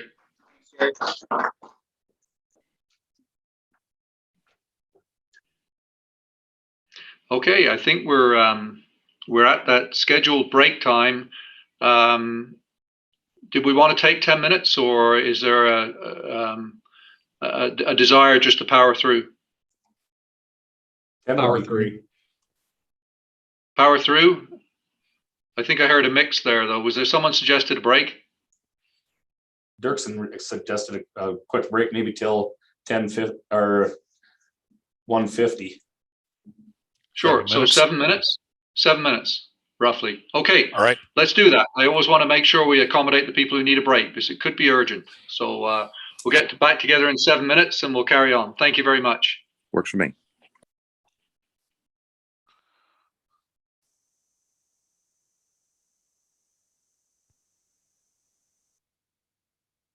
Hey, Carl.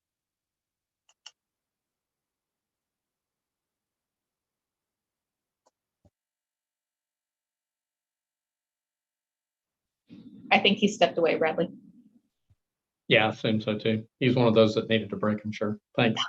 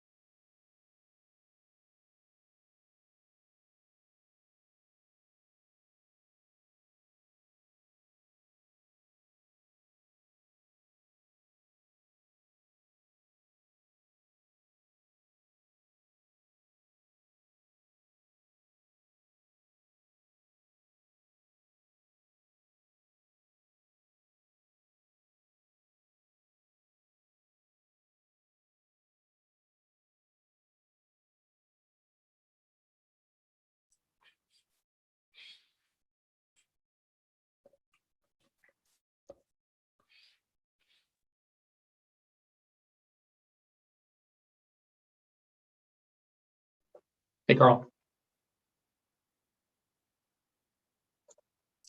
Hey, how you doing? Hey, good. No, and you and I are good in regard to your comments on non-core competency. But I'm trying to set the standard. If I'm going to do a no vote, core competency or not, I'm going to try to provide the justification because no one else is, so you don't know where they're coming from.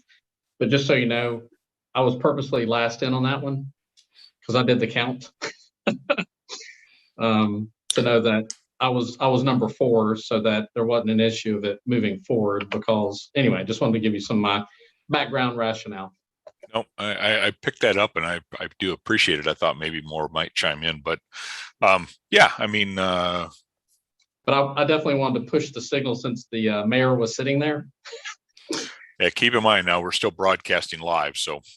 Well, it's even more so the reason for the discussion that Yeah. I think it's important for people to understand that, you know, having a justification behind a no vote is important. And Agreed. the core competency piece is one of those other things that you and I have talked about in regard to how we broadcast that as a focal point when we're reviewing the recommendations as a basis for no vote. So I can't assume what the other commissioners' thoughts were for any of the no votes. Right. But that's eventually, you know, we'll start having some influence to get more justifications and have it targeted on the specifically in the core competency piece. Right. So thank you for your cleanup behind the no votes. Absolutely.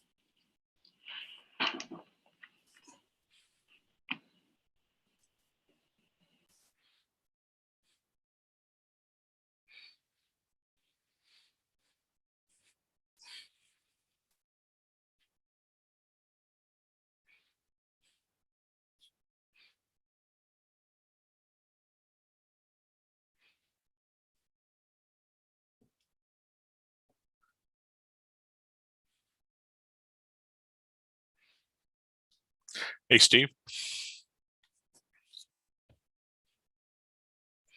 North or south? Well, it was north because you were offline, but to both of you, I need to set up a 15-minute phone call with you guys. Got a conversation to have. Either sometime before Friday or sometime next week, but I'll work. The biggest one will be I'll email Sheila so she can look at Steve's schedule and get him. Just would it work for us to stay on 15 minutes after this? It can. It's not that robust. Sure. It works in my schedule better that way than the rest of the week. So okay. That work for you, Steve? Yeah, it does. Just for Carl's information, Sheila is retiring at the end of the year, and she's actually gone on vacation now until she retires. Oh, so good for her. That's right. There's a lady called that I know. There's a lady called Kim who's great too, who will pick up Sheila's email in the meantime until we appoint a permanent person to replace Sheila, which may well be Kim, but we'll see how it goes. Well, she did a great job for you. Oh. Yeah, everyone says the same thing. She was fantastic, and gonna miss her. And hopefully the transition will be smooth and good. So absolutely. Are we ready to start, Rebecca? Yes, ma'am, we are. Thank you, Katie. All right, you want to hit the record button this time? I will. All right. You're awesome. All right, next up, Grissom Air Reserve Base out of Indiana.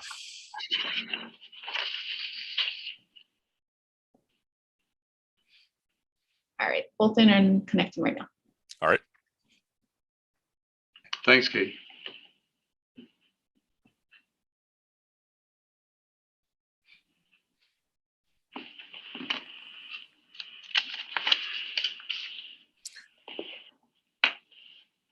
Tom O'Brien, are you connected? I am, sir. So internet does work in Ohio, eh? Aye, it does. Very good. Sorry, Jesse, you weren't there right at the time. How about Grissom? Are you guys on? Start video. Yes, we are Yes. here, Carl. Awesome. Don't know if you want to turn your video on. You don't have to, but there you are. Awesome. All right, we're ready to go. Chief Dongworth, it's all yours. Thanks very much, Carl. I appreciate that. Thank you and welcome, Grissom Air Reserve Base, Indiana, for your second accreditation. Great to see you at the table here and obviously continuing your journey of continuous improvement. Without further ado, though, I'm going to hand over to Team Leader Tom O'Brien to handle the introductions, please. Tom, take it away. Thank you, Commissioner. It's a great honor once again to go represent the commission.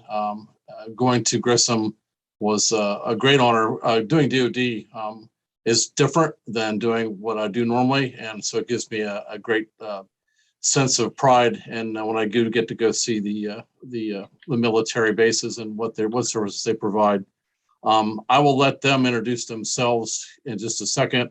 I would like to thank my team, Aaron Weisenberger, who was our DoD rep but was unable to attend, but he did a great job working with us and the base remotely. I'd like to thank Trey Young, our other P1, and then Randolph Woodson Jr., our P2.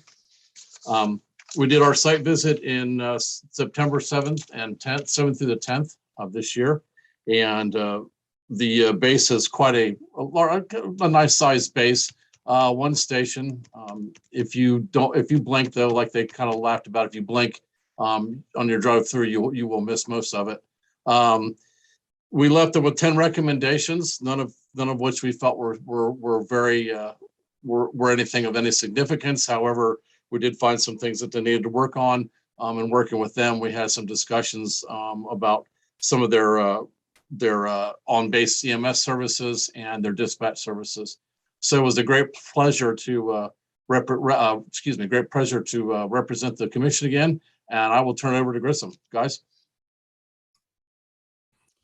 Hello, I'm John Ireland, the fire chief at Grissom, and I just wanted to thank you for coming in and doing the site assessment.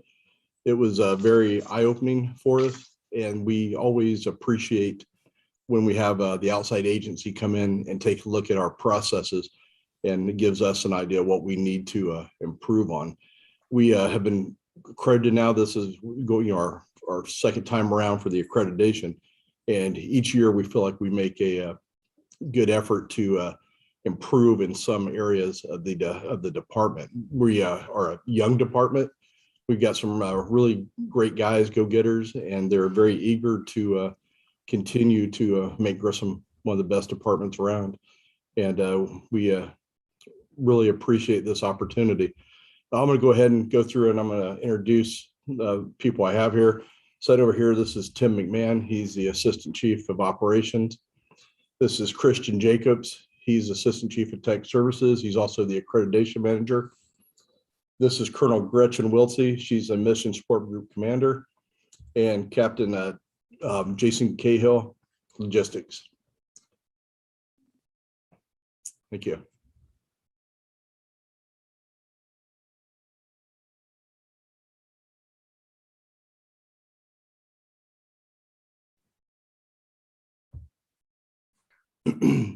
Steve, you're muted.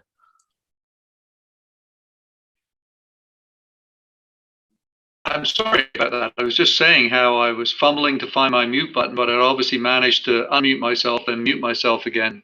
It's one of those nuances of Zoom, I guess. Thank you very much for your introductions, Grissom. Let's go over to Commission for questions. Let's start with Chief Dirksen, please. Good afternoon, Grissom. Welcome to the table for a second round here. A great report.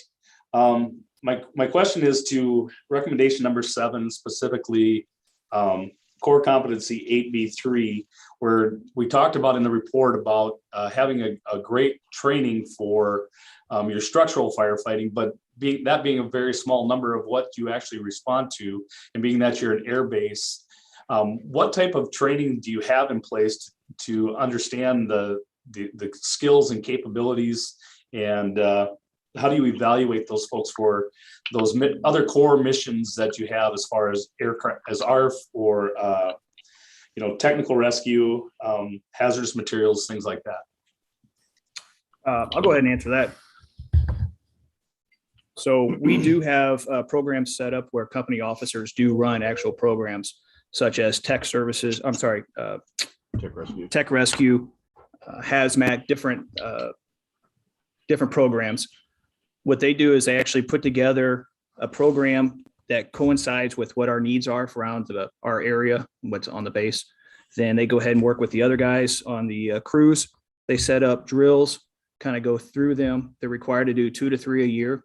We evaluate them as supervisors through their annual appraisals, and they are supposed to come up with lesson plans, go through, do their drills, and come up with other future needs and stuff through there. So we do an appraisal through them on their actual programs each time.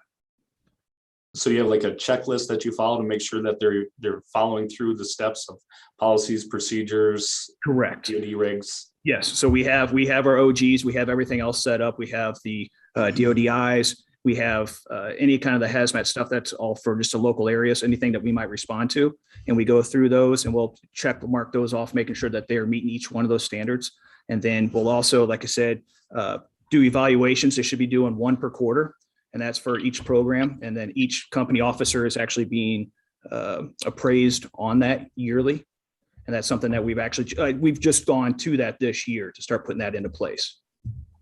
Okay, perfect. Thank you. Thanks, Chief Dirksen. I'm just going to jump in with a question of my own. It's around what are the recommendations on PPE? Forgive me, I went deeper into the report here just for a second.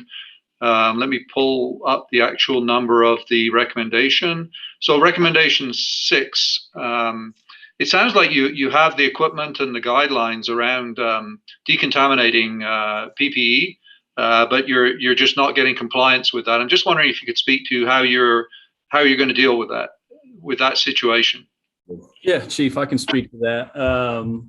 As the chief kind of alluded to in his opening comments, we're a younger department. Members like myself who have been with this agency for 10 to 12 years have slowly become sort of the mid-level leaders, if I may.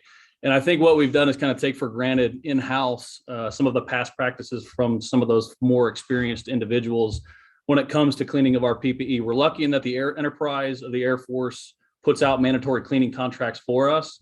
But where we found our gap through this self-assessment process and peer site team visit was in-house, in between those mandatory third-party vendor cleanings. We weren't cleaning our gear after structural fires, EMS runs where we could potentially see some contamination. And so what we've done at our level, the company officer level, is put our heads together, and we're in the process of coming up with kind of cleaning each other's PPP in arrears as we go home. Like I said, that was something that we took advantage of, or took for granted rather, with some of our more experienced individuals retiring and moving on, that we needed to readdress. So that is definitely being addressed at my level, the company officer level, supervised by the operations supervisors. Okay, thank you. I think it's an important one, right? Particularly when you as the employer are providing everything in terms of the instruction and the equipment, and then your members are choosing not to do that, and it's such a well-known risk now in terms of mitigating cancer risk. I think it's certainly something that needs some follow-up for sure. With that said, though, let's go to Chief Moriguchi, please. Hi, good afternoon. It's a quick question. I see that your last vulnerability assessment was in 2013. I guess you're normally subject to JCVAs every 5 years. Do you know where you are on scheduling for your next JCVA? Yes, I was notified yesterday through the gatekeeper process on base. We actually have a vulnerability assessment coming up in January. Great, great. Okay. And as a follow-up to that, do you undergo any type of program compliance assessment, either from FCAC or at the installation level, that would, be able to assess vulnerabilities in between the JCEVA cycles?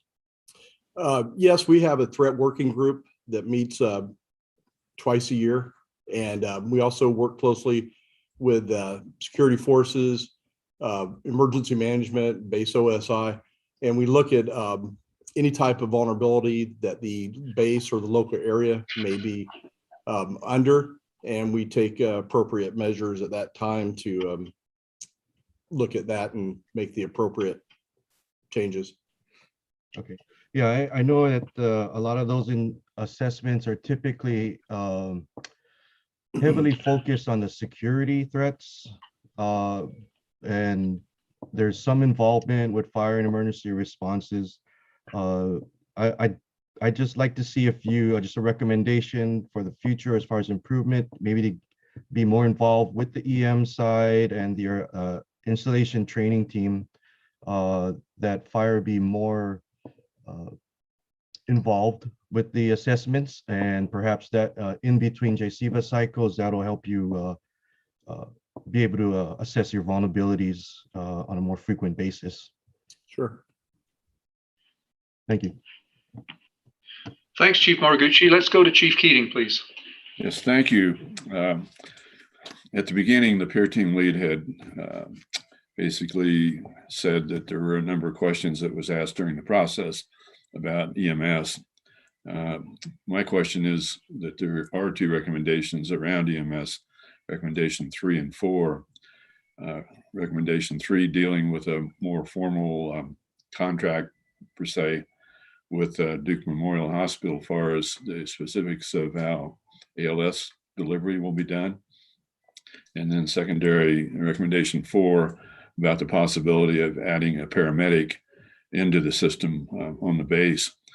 Probably the reason for me wanting to bring this up is looking at the response times under EMS.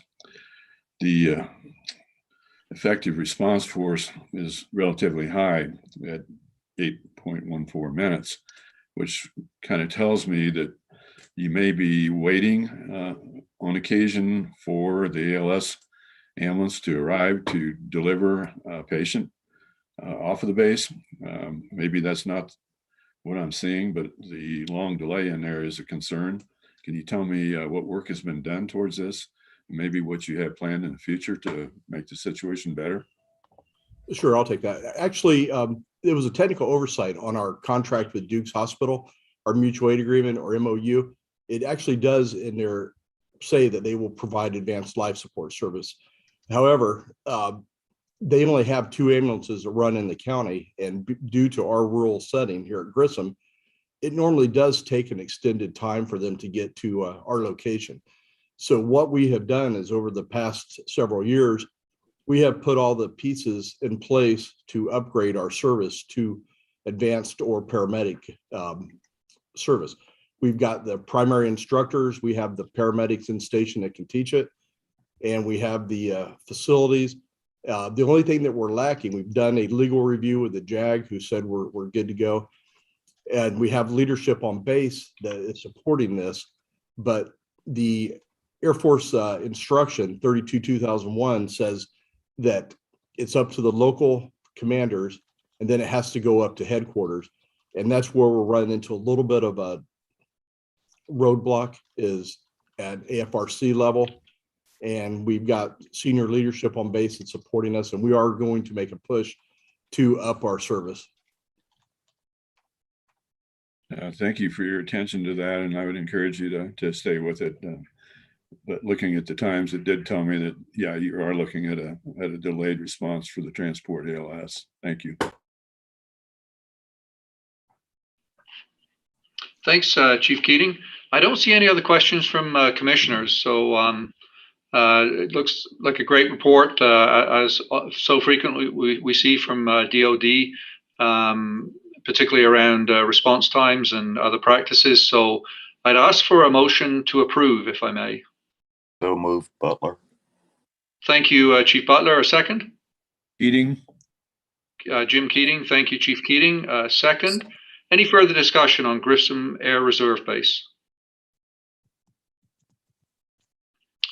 Not hearing any. Any opposed?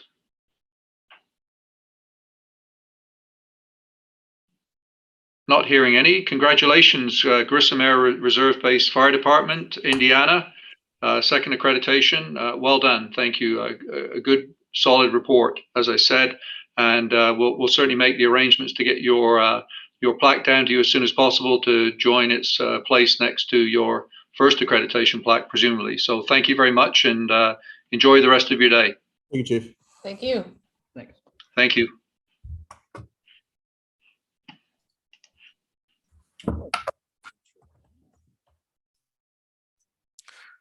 All right, last one of the day. Hoover Fire Department from Alabama.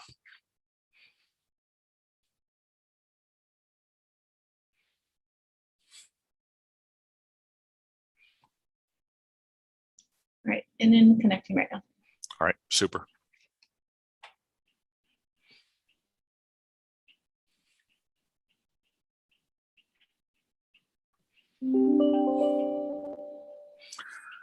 Robert, how you doing?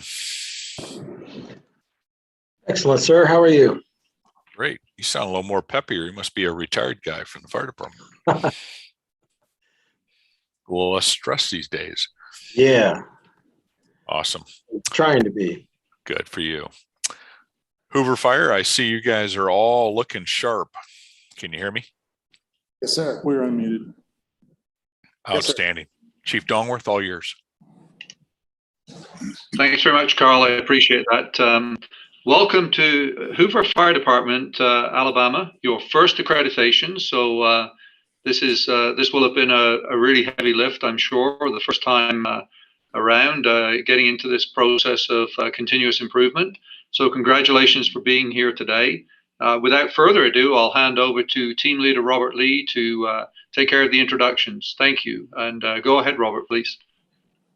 Good afternoon. Thank you very much, Chairman. I, along with Alan Butch, Mike Chandler, Rhett Livingston, conducted the on-site visit of Hoover, Alabama in October of this year. Many of those folks are represented before you on their camera. I can't see who all is there at this point. I will let them introduce themselves at that point. While we did find room for improvement, we did find an agency that had immersed itself within the performance improvement process and had fully engaged the process, and in many ways was leading the local government in performance improvement and helping assist not only the other agencies, but the government as a whole in performance improvement. So with that, we were overwhelmingly supportive of a recommendation for accreditation for Hoover Fire. And at this point, I will turn it over to the Hoover Fire Chief. Good afternoon. I'm Chief Bentley of the Hoover Fire Department. I've been the chief for just a little over 4 years. And on behalf of the city of Hoover and the Hoover Fire Department, we are honored to be sitting before you. Today marks a milestone in the history of our agency, and I must say that the accreditation process has been humbling, but certainly rewarding. I'd like to first thank the commission president and commission members for allowing us the opportunity for accreditation status. We appreciate your years of experience and that you put into the accreditation process and to the constant improvement of the fire service. I'd also like to thank our peer assessment team, Chief Lee, Chief Bush, Chief Livingston, and Chief Chandler. All these gentlemen were very professional, helpful, and informative. We value these individuals with their knowledge and experience that they demonstrate during our peer assessment team visit. I'd like to make a couple introductions if I could. First is with us Mayor Frank Burcato. Mayor Burcato is a 42-year veteran member of the Hoover Fire Department who retired as Chief of Operations and the Fire Marshal. He is in his second term as mayor of our fine city. And Mayor Burcato, we certainly appreciate you and your leadership over nearly 50 years of service to our citizens. We certainly appreciate your support. Mayor Decatur, would you like to make some comments? Well, we are very excited to be at this point. It's been a goal of our department for many years to go through the accreditation process, and it was a great opportunity for us. We felt like we've got a really good department, but it was just a really wonderful opportunity for us to do a deep dive and just see where we can improve, because we want to. We want to be the best that we can absolutely be. And I know that each of these gentlemen that are behind me have worked very hard to get to this point, and we just, look forward to the positive results of all of the hard work that's taken place over the last couple of years. Thank you very much. Also, I'd like to recognize Mr. Alan Rice. Alan Rice is our city administrator. He also served 15 years as a member of the Hoover Fire Department. He left as a captain to become the executive director of the Alabama State Fire College and served there for 10 years before returning as city administrator under Mayor Mercado's first term. Mr. Rice, we're certainly thankful for you and your leadership, not only in our city, but also in our state. And we appreciate your support during this process. Mr. Rice. Thank you, Chief. I will echo the mayor's comments and say that we've never asked Hoover Fire Department to meet the standard. We've always anticipated we would exceed it. And this particular opportunity allows us to begin to set the standard. Once they had achieved Class 1 ISO rating, we challenged them with becoming the only municipally accredited fire department in the state of Alabama, and they've immersed themselves in that challenge. Now the challenge is to continue to get 1% better every day and not see this as any kind of accomplishment, but just the beginning of a long process of continued excellence. So thank you very much for your service on the commission. Thank you, Mr. Rice. Our accreditation team is with us. Assistant Chief Brandon Etheridge, who has been our accreditation manager through this process. And might I add, he's done a remarkable job with his team, and we're grateful for him and all the work he's put into it. We have Division Chief of Administration, Dwayne Prater. Dwayne Prater is our next accreditation manager who will take over in January of 2022. We have Division Chief of Training, Nathan Hines, Training Officer, Captain Ben Reynolds, Division Chief and Fire Marshal, Mark Thornton, Community Risk Officer and Deputy Fire Marshal, Captain Craddock, Lieutenant Fire Inspector, Greg Dawson. We also have Emergency Medical Services Officer, Captain West, EMS Logistics Officer, Lieutenant Jeff Hilton. Last but certainly not least is Fire Engineer Brian Reed to our left. Brian Reed has worked extremely hard on this project, and he has a skill set for us that has made this job enjoyable. We have a host of other captains who are with us or in the back, so we have plenty of support from our department. I would say that our department is truly committed to the community that we serve. Our department consists of 176 sworn members who are highly trained and motivated to carry out the mission of our department while embracing the values of our agency. The HFD is a performance-driven, full-service public safety agency, and we're dedicated to providing an exceptional level of service for the enrichment of our community, our city, and each other. Through a skilled, professional, diverse workforce, we will provide efficient fire protection, emergency medical, and disaster services. Our promise is to serve our community with dedication, integrity, and duty. Just over 2 years ago, we started this journey, unsure sometimes which direction to go. But I must say that with the help of the Technical Assistance Program through Rick Fagan, Brian Dean, Matt Keller, along with mentors Ernst Piercy and Mike Stallings, I am happy to say that we have published our first ever 5-year strategic plan and community risk standards of cover. During this process, the opportunity for our staff to interact with our community stakeholders and to hear the needs and thoughts and direction of our agency from them in the future was paramount.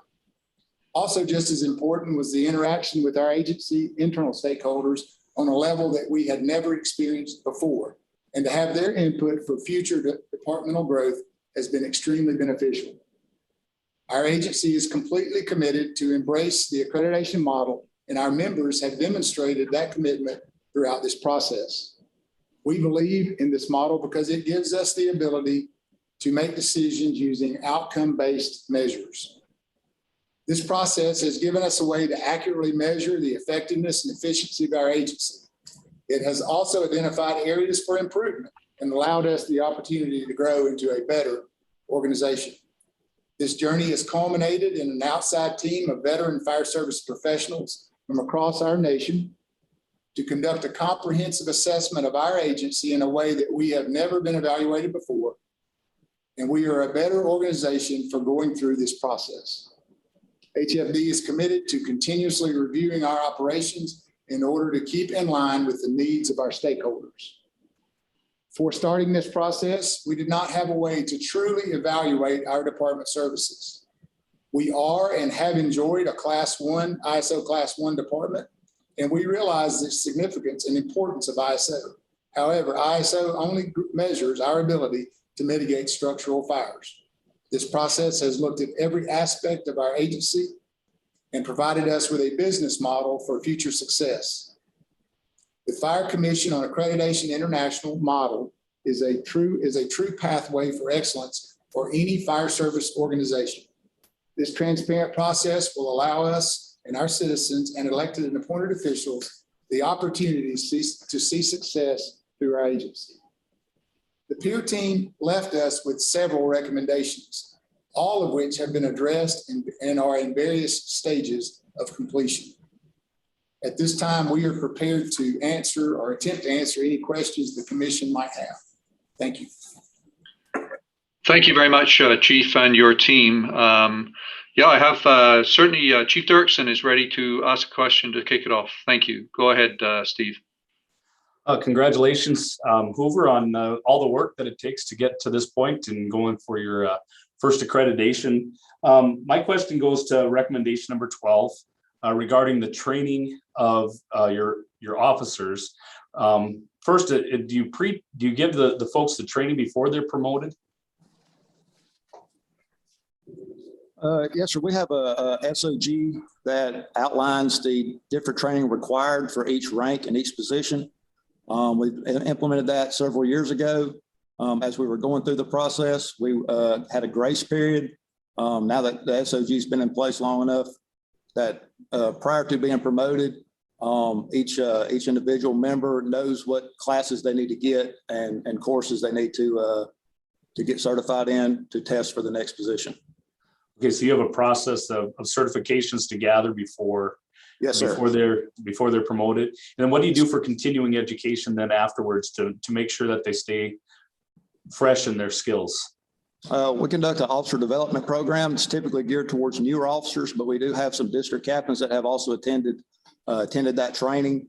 It's a several day class, very intense. It goes over reporting, management issues. We work through HR to help develop things that will help them in a supervisory role as well as fireground operations. Great. I would encourage you just to make sure it's from the bottom, the newest promoted captain to the most senior captain that you have. We all learn things every time that we go to training. I learn things when I sit in training every day as well. So, or when I sit with our folks. So I would just encourage you to move that forward. Yes, sir. Thank you. I have a question as a bit of a follow-up to that. I was looking at recommendation 13, and maybe I'd address this question to the team leader, Robert. What was it you saw in Hoover that prompted you to write the recommendation around the newly promoted company officers? This is really a follow-up to Chief Dirksen's question, to serve effectively in a supervisory role during emergency incidents. I'm kind of hearing they do get that beforehand, but I'm also seeing a recommendation that suggests maybe they don't or don't get enough. So team leader, would you mind just speaking to that briefly? Certainly. Yeah, they do get the training. There's not a lot of opportunity always to apply it and some of the lessons learned, but they've also gone through some reorganization, which has created some learning gaps with the reorganization and how they respond to incidents. So we felt like this would give them the opportunity to reinforce what they were doing and make sure that they spread it across as they continue to grow and realign their operations.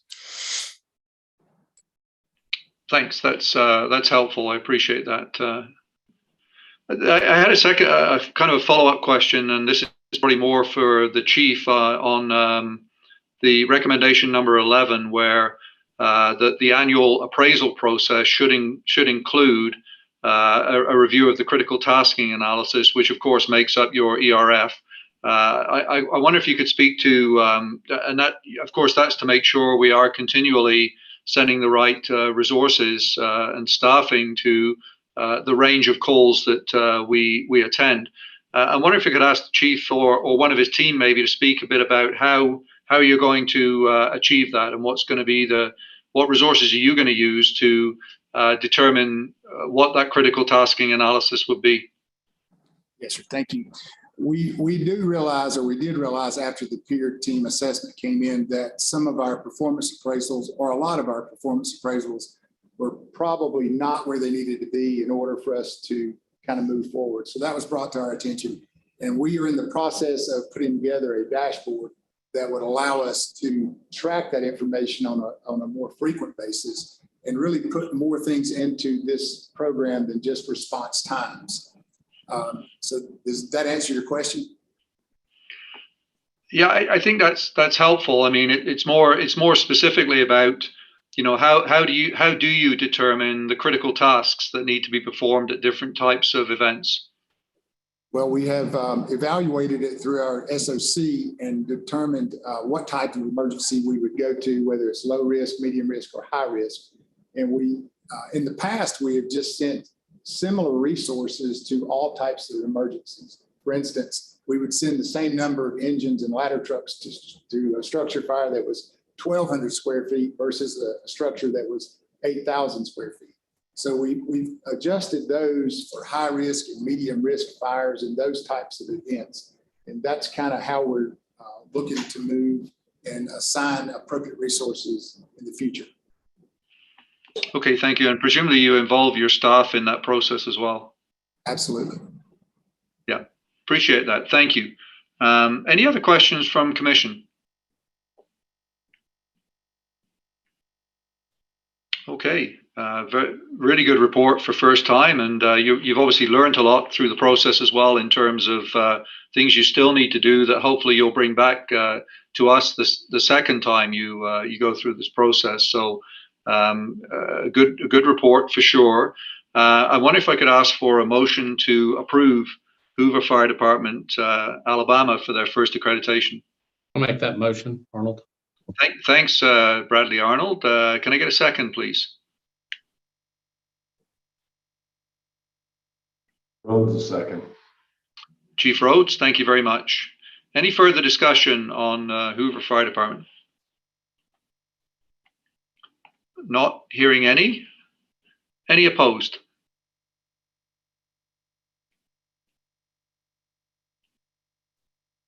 Not hearing any. Congratulations, Hoover Fire Department, on your first accreditation.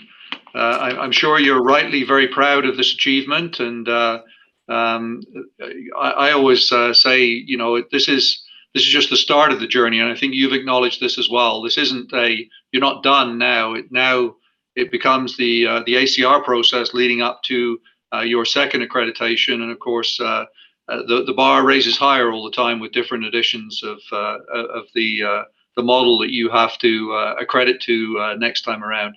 But well done, and we'll make sure we get the plaque to you as soon as possible, and hopefully that will hang somewhere proudly within your organization. And thank you again for stepping up in the heavy lift, and enjoy the rest of your day. Thank you.